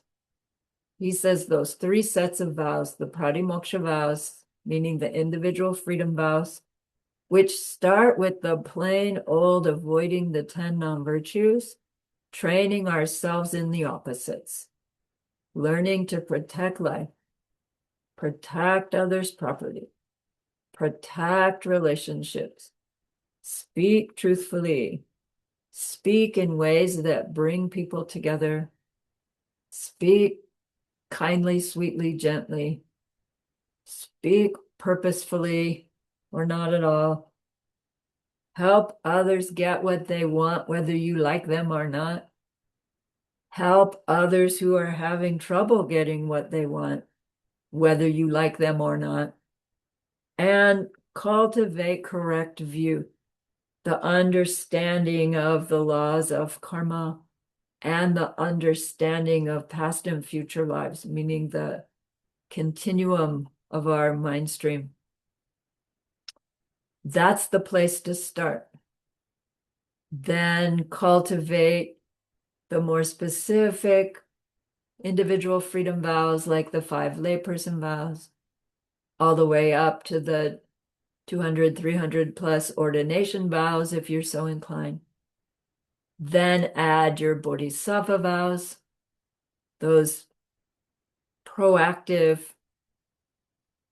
activities in which we are cultivating those 6 perfections: giving, moral discipline, not getting angry, having a good time doing our giving, moral discipline, not getting angry, deepening our meditation, our ability to reach stillness, and using that platform to deepen our wisdom so that we can apply our wisdom to our giving, our moral discipline, our not getting angry.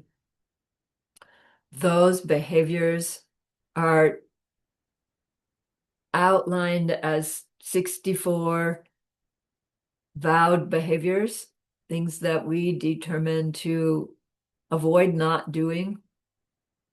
And so they're worded in such a way that we end up doing these goodnesses that avoiding the vows help us avoid. They're divided into 18 root vows, you remember, and the 46 secondary vows, which is the actual place where we're practicing our giving, our moral discipline, etc. And then if we want to accelerate the power of those vows, we go on to take our secret vows and keep them very purely. So again, just having vows is helpful. But if we don't keep those vows, we don't follow them with our behaviors, right? They don't actually help us much at all. And so with all of these vows, taking vows means keeping vows. And they're difficult to keep, if you've noticed. And we have the tools through which we clean up the mistakes we make with our 4 powers, and we use our 4 steps to cultivate our ability to use those behaviors in proactive ways. We do that method of training ourselves by keeping a book, tracking our vows. We need to know our vows. And so it's helpful to sit down each day and look at them and review them. And back in the original days, Geshe-la encouraged us to handwrite them out, right? And then handwrite them at your every 2-hour check. Now they're the handy Keep My Vows app on your phone, which is really useful and helpful, which is recently almost ready to be re-released and updated. So if you don't have it, it'll be available soon. But again, whatever tool, whatever method you have to be checking your own behavior, right? You check for a positive, you check for a negative, you make a to-do, and then you go do your to-do. So you make it one you can actually do soon after writing it. And then 2 hours later, you check another vow. Oh, yeah, I did keep that one. Oh, whoops, I've goofed here, but I'm going to do this one. As soon as I close my book, I'm going to go do that. And our behavior grows. And, we'll find that there are certain vows that, doggone it, I just can't keep that one. All the rest, yeah, easy, easy, easy, easy. But these ones, then at some point we start to zero in on those ones and work on them more specifically, but that will come in time. All right.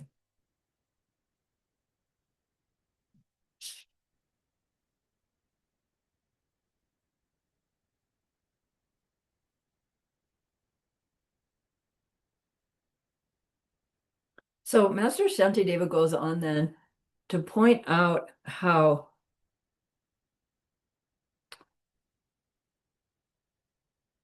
all of this suffering that we're trying so desperately to stop, it is empty of self-existence. And it's meant to encourage us and show us, oh my gosh, so therefore I really can bring it to an end.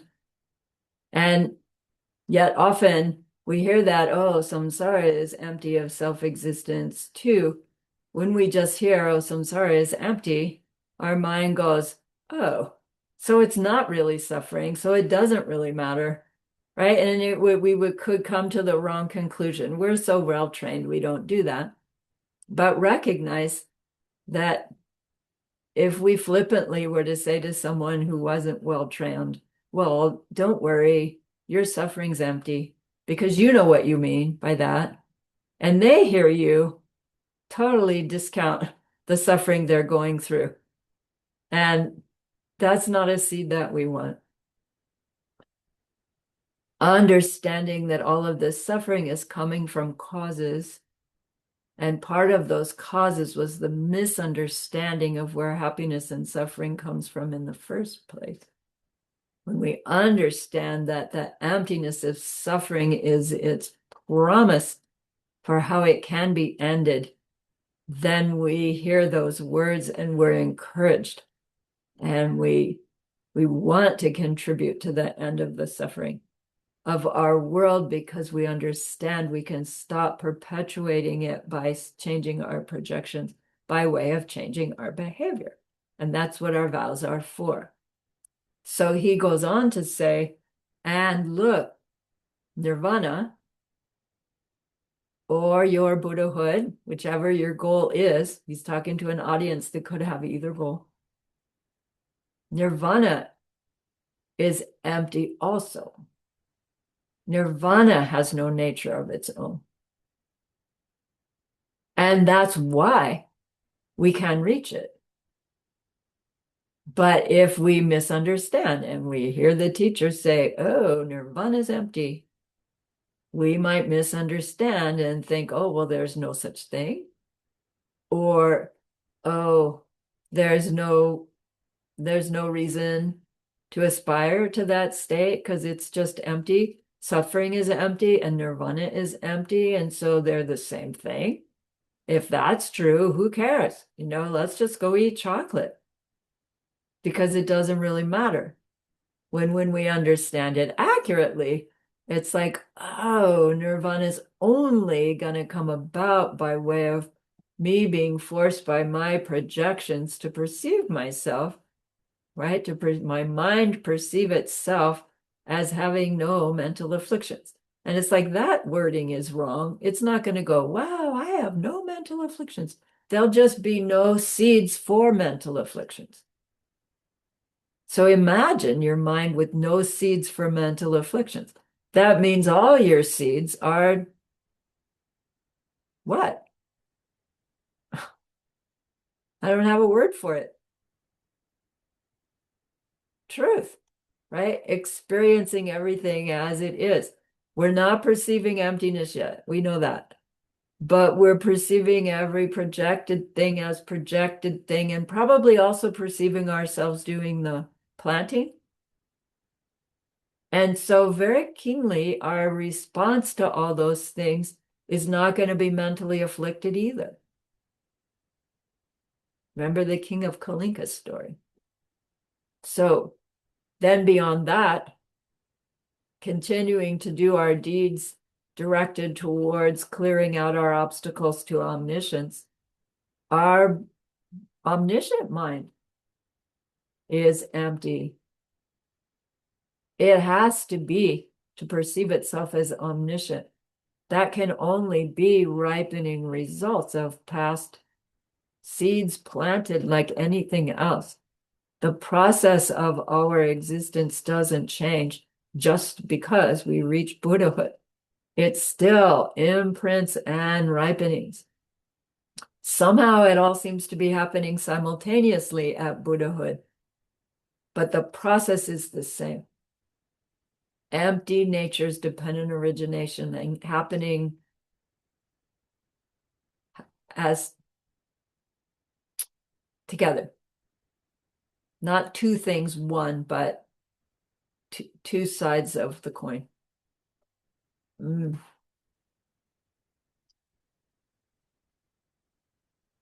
So then that starts another, it's 8 o'clock. That starts this another discussion. And that is, Master Shantideva, are you saying Lord Buddha said that samsara and nirvana are the same thing? Because you're saying he said Rang Shinki Nyangde. We saw that before in some class. The natural nirvana. Samsara and nirvana both have natural nirvana, meaning they're both empty of self-existence. Natural nirvana doesn't mean free of mental afflictions at this point. It means empty. Their true natures are empty. And in that way, samsara and nirvana and Buddhahood, they are all empty of self-existence. They all have natural nirvana.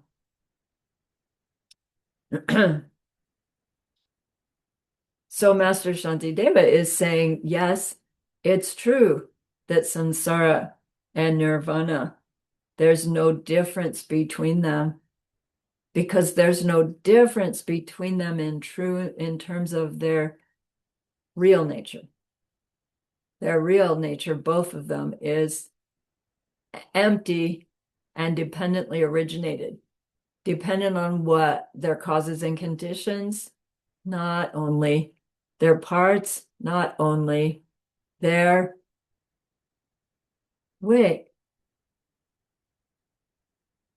as being the projected results of the being who's experiencing them. Is that part of the nirvana? Is that part of the samsara? No, it's the mind of the being who's experiencing it.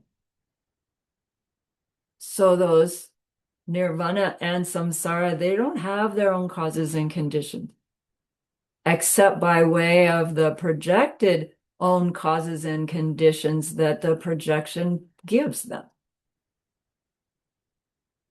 The oak tree requires an acorn as its seed, not because of the acorn or because of the oak tree, but because of the projection of the human being, whose projection makes it such that oak trees come from acorn seeds. That's not part of the oak tree. That's not part of the acorn. That's not part of the sunshine or the water or the squirrel that didn't eat it.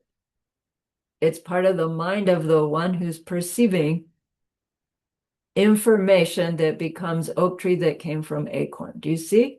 It's not coming from the things at all. It's all coming from the mind of the experiencer, which is always our me.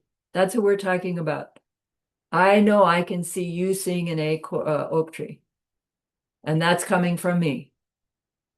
So however I perceive you perceiving that oak tree, I don't know, but I think I do. That's coming from me. Everything about my world is coming from me, including me. So it's not that my me is all of a sudden more important than your me, because my me is part of that projection as well. So again, our minds will go in these funny ways. Oh, I understand emptiness. So samsara and nirvana and Buddhahood, it's all the same, doesn't matter. Whoops, reel that back. It's all the same, it's all empty. It's all the same that it's all projected.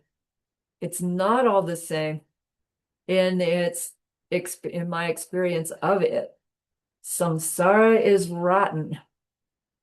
I think nirvana is going to be better. I'm hoping Buddhahood is even better than that. Okay.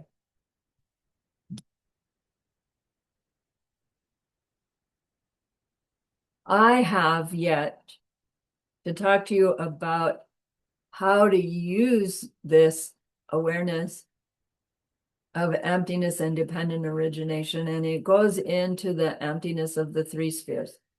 It is 1, 2, 3, 4, 5. 5 more pages. It will probably take me another half an hour, 40 minutes, half an hour probably. What's your wish? Push it to next class or take a break and carry on? Up to you guys.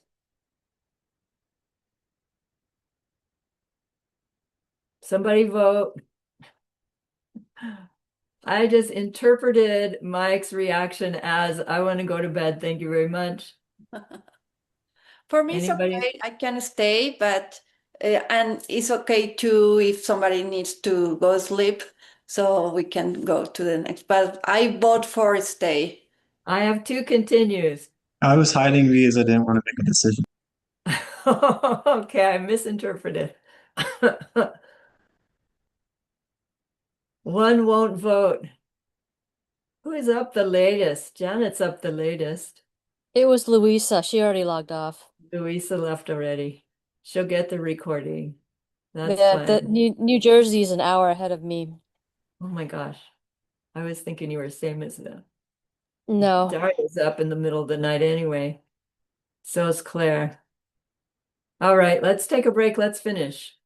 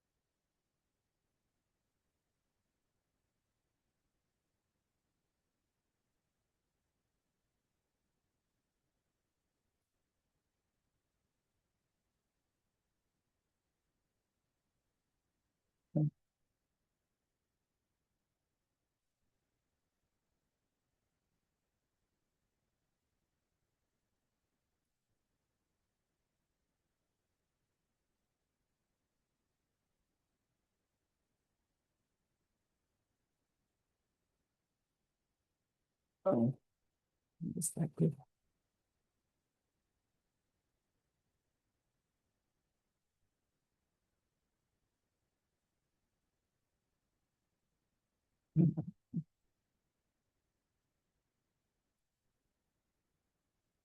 Yeah. Yeah.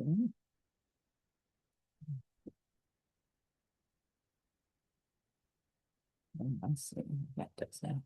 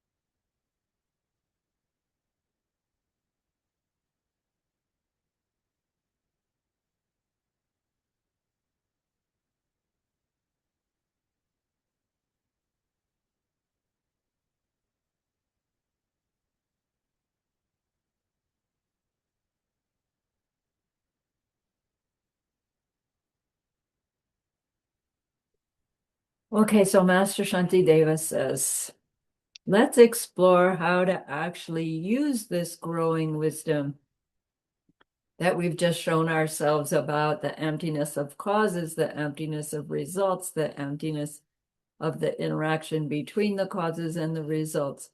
And he says the way we use it is we apply it to our sipe cor sum. Sipe cor sum, literally the words means craving elements 3. So 3 craving elements, but what it means is the 3 spheres of a craving, but 3 spheres of any mental affliction, any interaction we're having. Right, so we've learned the 3 spheres as me giving a piece of bread to the little bird. And I could be thinking ordinary me, ordinary little bird, just giving them a piece of bread because it's fun. And I can be recognizing no emptiness of me, emptiness of the little bird, emptiness of giving them something. Maybe I could think of feeding, offering this to this little suffering creature so that I can make a connection between them and me, and I can become their student and bring them to their freedom from suffering someday. Or we could take it higher still and think, well, the emptiness of me and the emptiness of the little bird, maybe, maybe they could be a angel's emanation. And so I can be making them this beautiful offering. It looks like me giving to a bird, but maybe I can be making an offering to a holy being in this moment so that I can see myself offered to, which would mean I'm seeing myself as a holy being, which would mean I'm seeing myself as made of love and compassion and wisdom, right? All these different ways in the act of doing something for someone. But here Master Shantideva is saying the 3 spheres is also happening in a situation such as us having a mental affliction in response to something that's going on. So that's the Sepe Korsu, the 3 spheres of a mental affliction. And that's where we actively use our understanding of nothing is anything but my seeds ripening and a place where I'm going to be planting seeds. What seeds do I want to plant versus what am I probably going to plant if I stay on automatic pilot?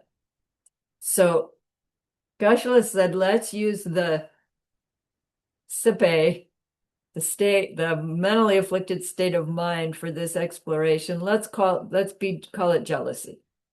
So he said, suppose there's a circumstance where there's some other student that's getting lots of attention from the common teacher, and we want attention from the teacher.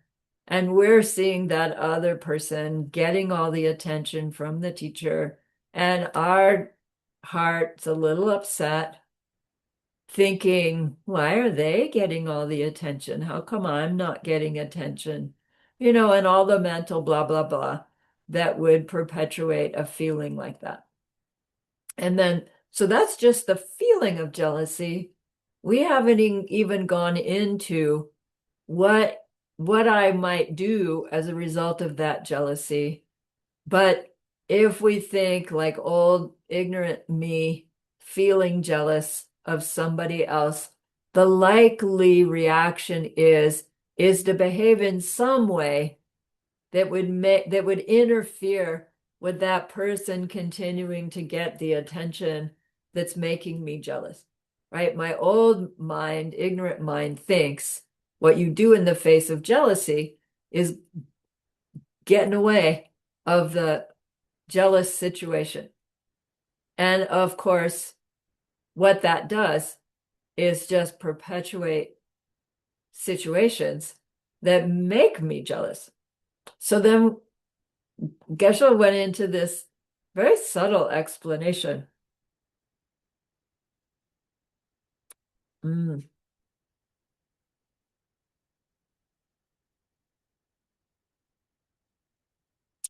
Okay. So our jealousy is triggering this being upset when someone's getting something that they like. And that's the antithesis of what we claim for our Bodhisattva way of life. Okay? As Bodhisattvas, if we've taken our vows, we've pledged to help people grow their happiness, to help people get more happy. But then we see somebody getting a little happiness and we feel upset about it. It's like yuck for a Bodhisattva, but honestly, it happens in our growing Bodhisattvahood because we have the seeds from when we didn't know any better. So as we explore the emptiness of the three spheres related to our jealousy, like probably not when we're in the midst of the situation, but when we're separated a little bit and thinking about it, we can do this. There are these three factors. There's the sepeshi, which is the object we're jealous about. Like she is the basis. The object we're jealous about, which would be the person who's getting that attention that I want. They're the object of my jealousy, the object of the three spheres. The emptiness of that object is that for this person to be getting the attention that they want, so assuming that that's a good thing for them, they had to have made the virtue, the goodness, to be experiencing that result. Right? If we're just thinking about them as a being who's receiving a pleasant result, whatever they're experiencing, it has to be their own karmic seeds ripening.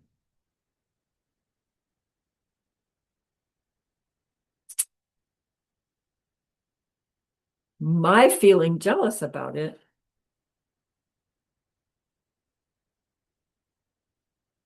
makes me want to interfere with that relationship.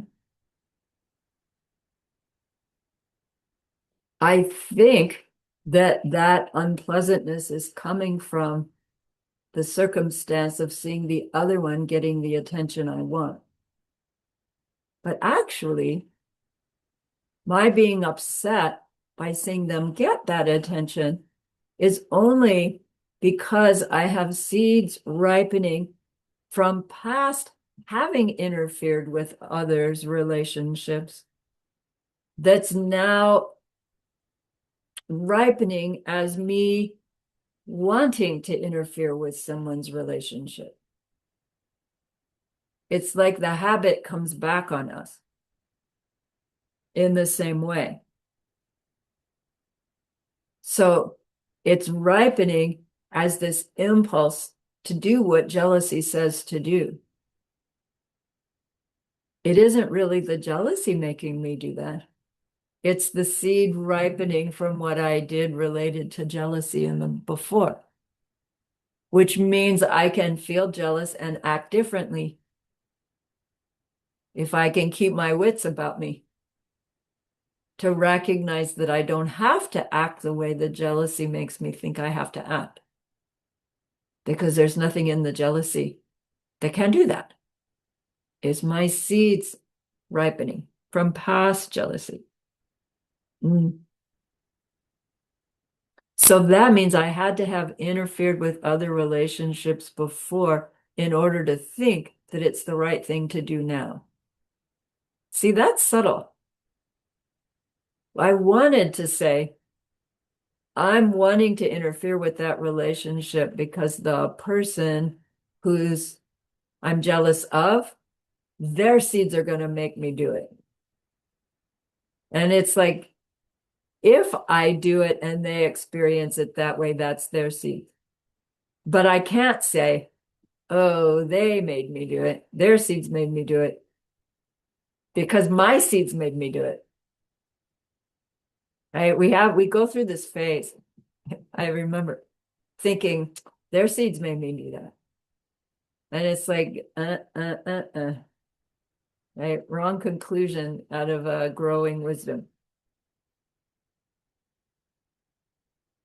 If I can recognize this subtlety, I can think, if I contribute to competition for this being's attention, because my habit says to do that, I'm just going to perpetuate situations in which I have competition in relationships, and I don't like that.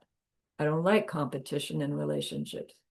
So even though everything's telling me it's okay to do, that's what you do in the face of jealousy, I'm not going to believe it. I'm not going to do it. Then second factor, sepapo, that's looking at the emptiness of the person who is having the mental affliction. So this is the subject side. The me being jealous, looking at the emptiness of me. For me to feel jealous, I must have caused jealousy in another person also, right? The previous one was how I think jealousy makes me need to act and the emptiness of that. This one is the feeling of jealousy itself coming up is because I was the cause of someone else's jealousy before. That means back then, when I was the one causing someone else's jealousy, that meant I had the goodness to be in the situation where I was getting the attention. Some kind of attractiveness in me towards the other that made it such that I was getting this attention. That's not accurate, but right, that's what we'll be recognizing. So if I can experience jealousy now, it's because I was the object of jealousy before.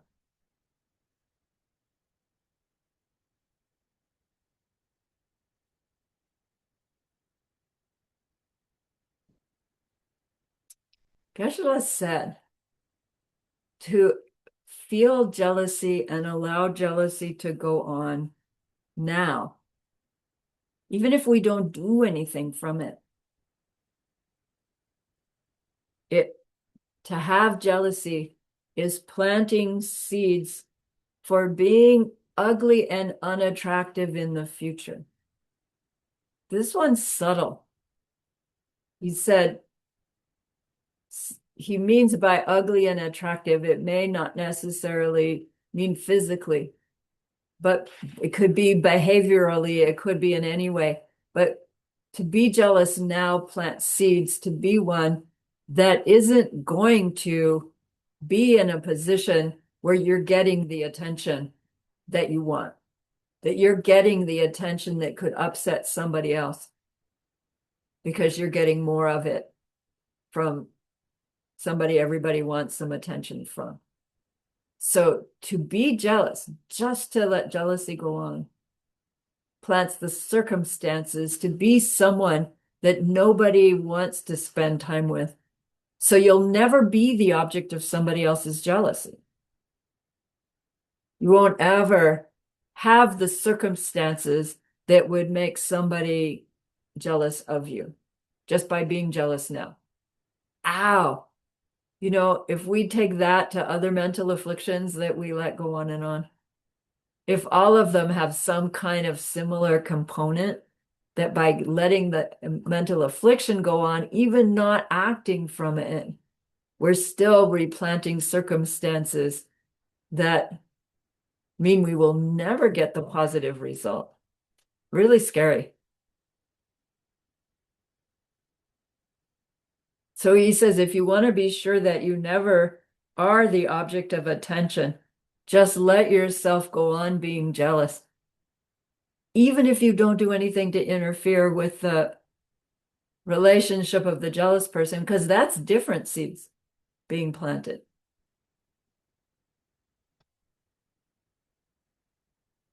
That jealousy interferes with our own future happiness just by being jealousy.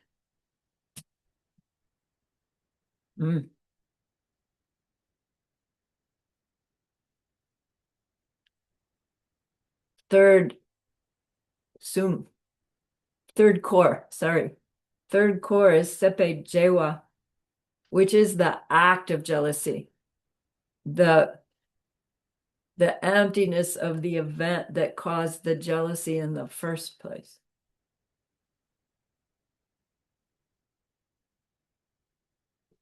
The other person getting the attention and us feeling jealous as a result of that. There isn't anything in them getting that attention that has to make us jealous. Our own seeds ripening say, why them, not me, and get upset. We could see that same experience and be like, wow, that's so great. Same color, shape, sound, circumstance, different reaction. That happens when we can take pleasure in other people's pleasure, when others are getting good things, and we can say, wow, right? Which we've all done that. Some beings were genuinely happy when they get some happiness, and other beings were not because of the being, but because of our seeds ripening, of course.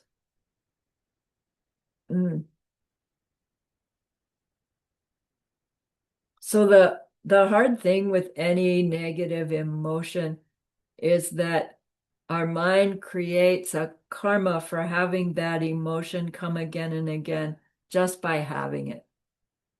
And that perpetuates, I guess we'll use the word misery, that goes beyond just those moments of jealousy.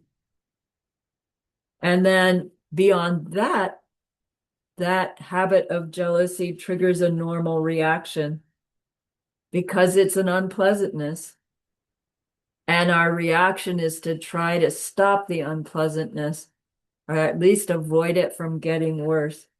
And we have a strategy for stopping that unpleasantness built from our misunderstanding, our ignorance in the past, not realizing that our strategy was mistaken. And in the past, sometimes it worked and sometimes it didn't. And when it worked, we confirmed that's the right strategy. And when it didn't, we didn't wonder, is it the right strategy? We blamed somebody else for it not working. So we don't even question our strategy for our reaction in jealousy until we, right, come across some other reason for questioning it. And thank goodness for classes like these to help us dig in more deeply as to why does this jealousy keep coming up,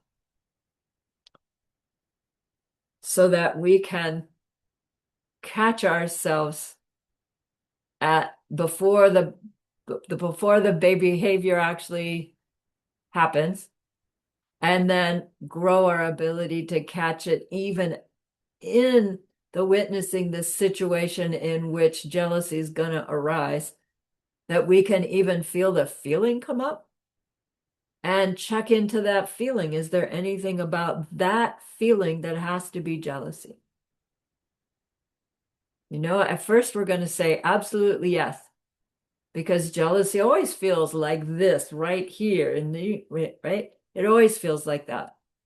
But then we can go through all these different tools that we have for investigating, does it have to be jealousy?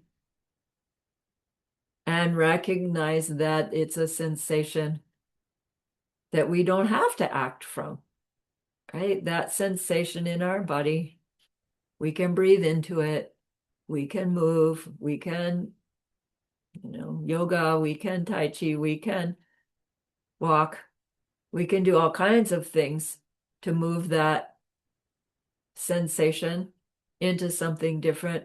We don't have to give it the label jealousy that needs to be reacted to. We can interact with it in different ways. It takes willingness to explore, of course. When the trigger of the situation starts us onto automatic pilot, right? We're in drive, and then we're perpetuating new jealous circumstances in our moments of this current one. Geshe-la said it's like pulling a dandelion weed out of your garden once the flower is already at the puffball stage. It's got all the little white puff things, and you pull the weed out from the root, and as you do, all the little seeds go all over everywhere. And it's like you've got future dandelions everywhere in your effort to pull the one out by the root because you were too late. Pull it out by the root before it makes its flower. And then you don't spread your dandelion seeds all over everywhere. Same with our mental afflictions. The sooner we can get at them and pull them out by the root of our wisdom, the less we perpetuate them. And sooner or later, right, we don't have any more that even come to the surface as a full-on weed.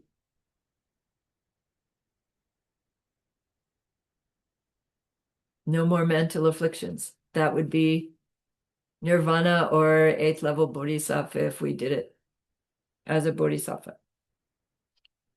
So recall that Master Shantideva has been levitating as he's teaching his 9th chapter. His mind is getting so elevated that apparently there was even a question at how much of the 9th chapter he actually gave and whether there was a 10th chapter at all, the story goes.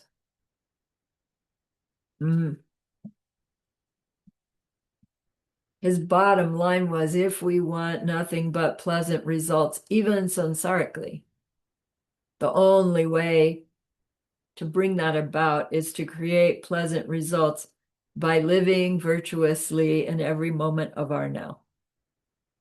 So Geshe-la says this 9th chapter has in it everything we need to be able to read it, understand it, meditate upon it, and come to the direct perception of emptiness. He says there are people who have done it. I don't know what he means by that. I've read that 9th chapter again and again and again, and I still need a commentary on it, even to understand it slightly. So what's the trick? Like, how can somebody read the 9th chapter, sit down and meditate, have a realization? And then I can read it half a dozen times and share course 12.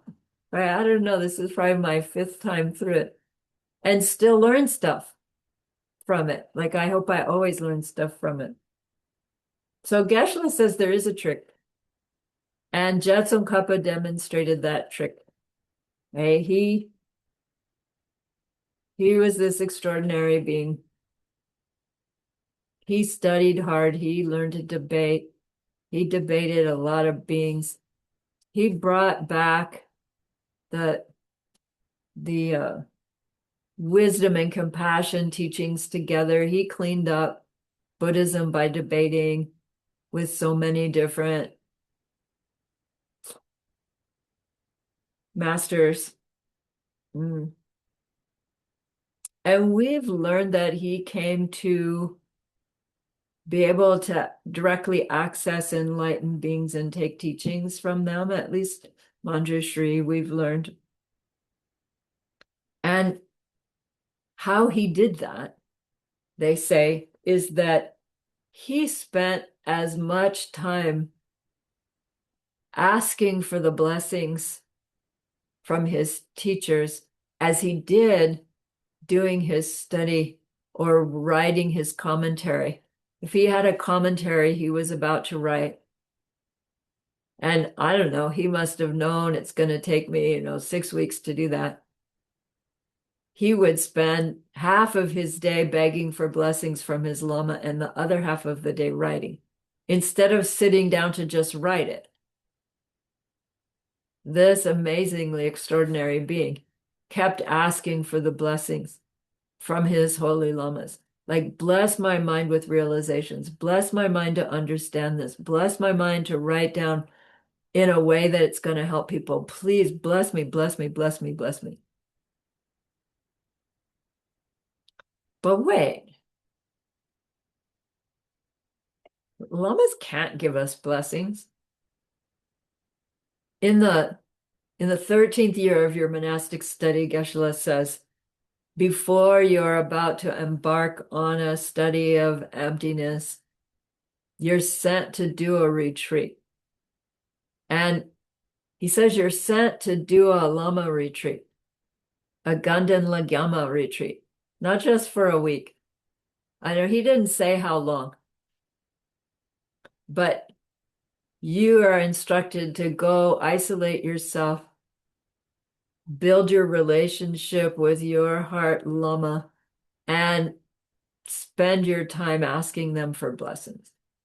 We know Ganden Lagyama, you ask for the blessings, you clean out your negativity, you grow your goodness in specific ways. That the basis of it all is that this holy being is on your crown and they are pouring into you their wisdom.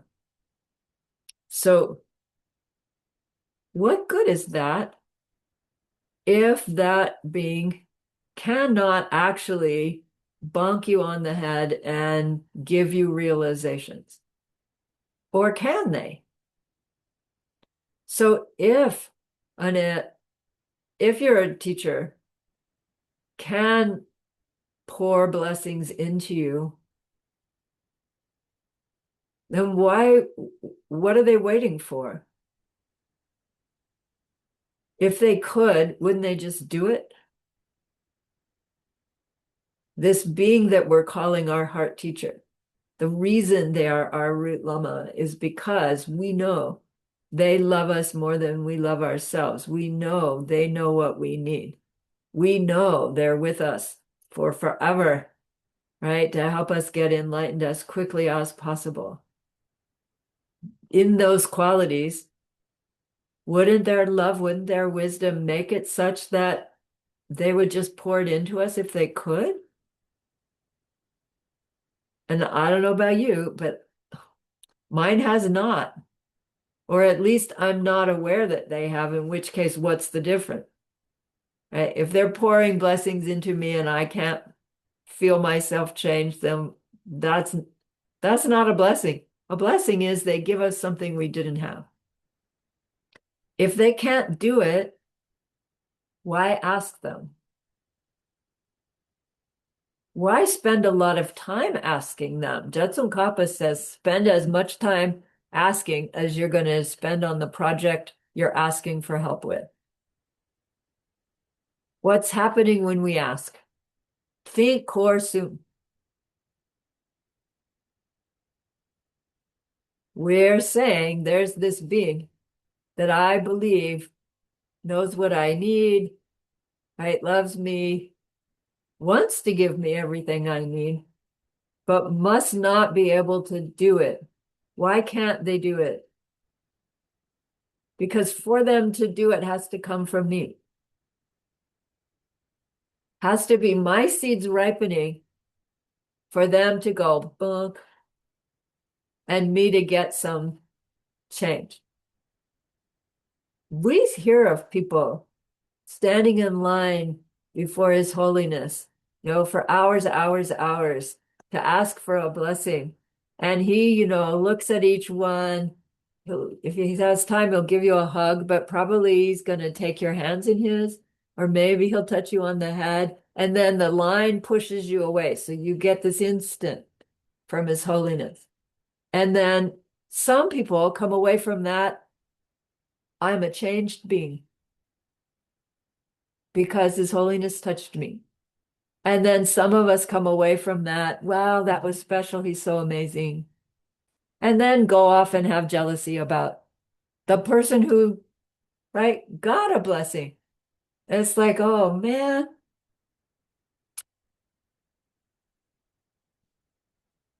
They can't give blessings, which is why they can. Do you see? Because they are empty of able to give anybody a blessing. Maybe they're seeing themselves give everybody wisdom. But if I can't see myself receive wisdom, it doesn't matter what they pour into me. If I can't, right? If I don't have the seeds to receive it. So how do we make the seeds to receive blessings? Is it just going to happen without us wanting one? Could, but not likely.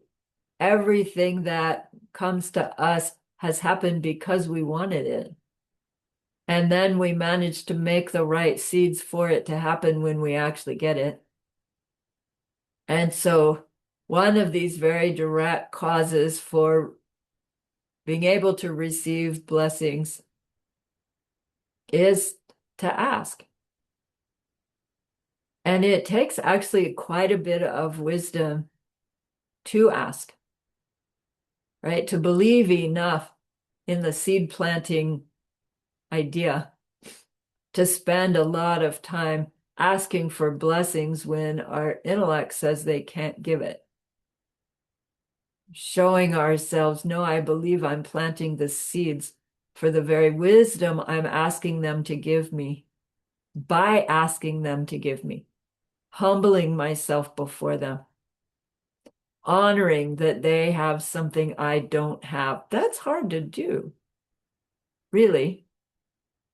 And then recognizing that ask, and it doesn't seem like it happens, doesn't discourage me.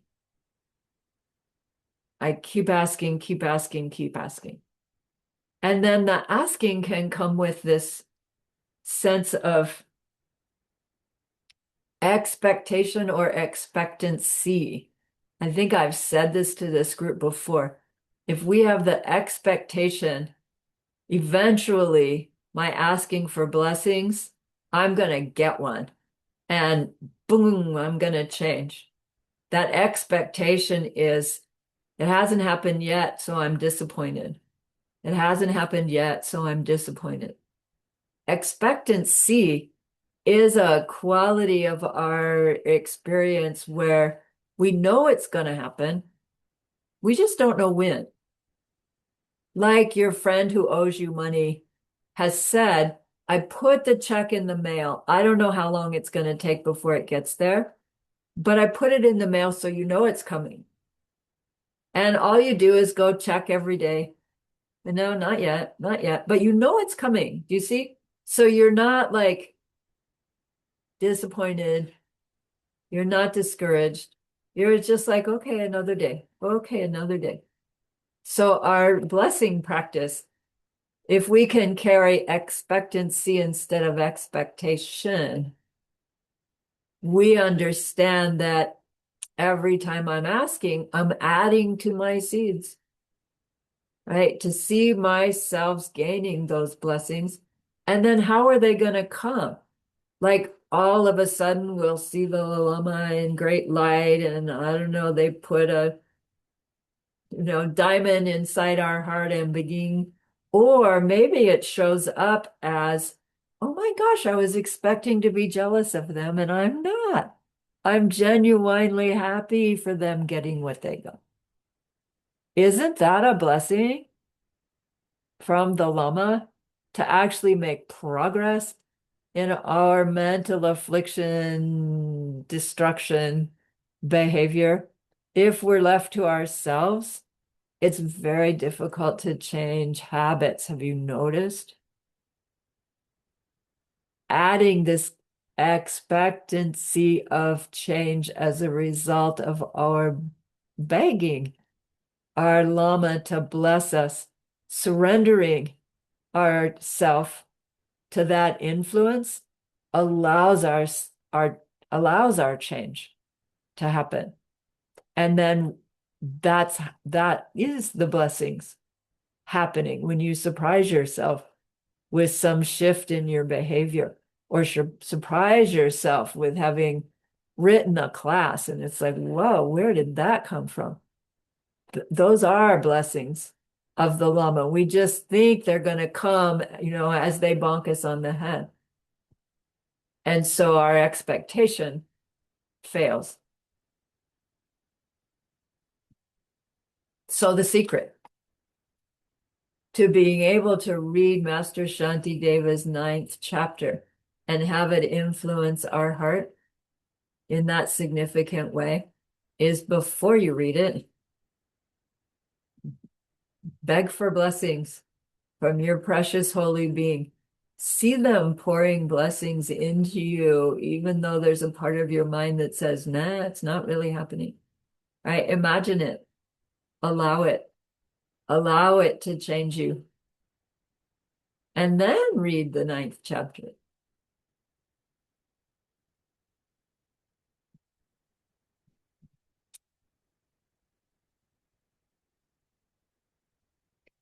Pick any holy being you wish. Geshe-la listed a whole bunch. Any of the enlightened masters, Aryatara, Guan Yin. If you have a tantric deity, it could be Jesus, it could be Mother Mary, could be Lord Buddha. He didn't say it, but somebody I took this class from later said, could be Arya Sumati Dharmadhara. Who's that? Geshe Michael. Right.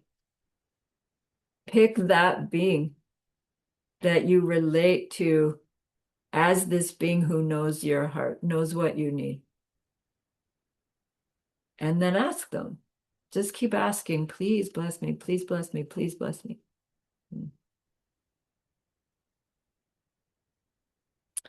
Okay. Thank you for the extra time. That actually finishes class 8 and class 9, because we didn't finish the homework from 8 before. Class 10 leaves chapter 9 and goes to chapter 10, the dedication chapter. I mean, we do a little bit of emptiness yet, but and then we have our review class. So at the beginning of next class, I'll assign questions for the final. For those of you who wish to share the review class, be sure to be in next class so that you get your question. And I think you've all done it together in order to plant the seeds, to see yourself sharing the wisdom, and to prepare us all for the final exam. And then we'll set the date for when you want to have your final finished. And we'll go from there. Okay, so thank you for letting me finish. Thank you for paying attention. Thank you for staying awake. I'm trying to stop my screen share and I can't get the screen to go down.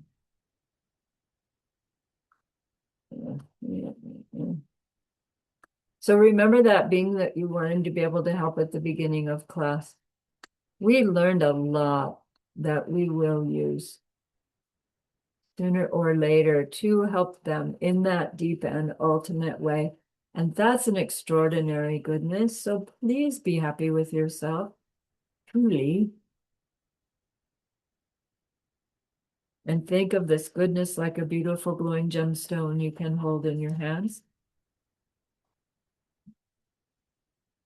Recall your own precious holy being. See how happy they are with you.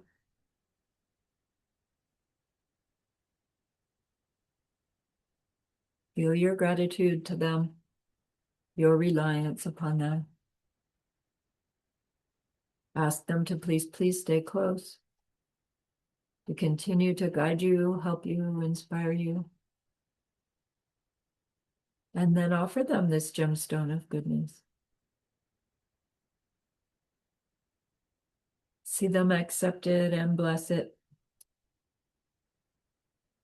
And they carry it with them right back into your heart. See them there, feel them there. Their love, their compassion, their wisdom. It feels so good. We want to keep it forever, and so we know to share it. By the power of the goodness that we've just done, may all beings complete the collection of merit and wisdom, and thus gain the two ultimate bodies that merit and wisdom make. So use those 3 long exhales to share this goodness with that one person, to share it with everyone you love, to share it with every existing being everywhere. See them all filled with loving kindness, filled with wisdom, and may it be so.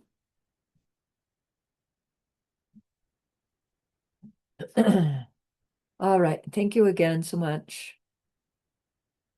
Stopping recording.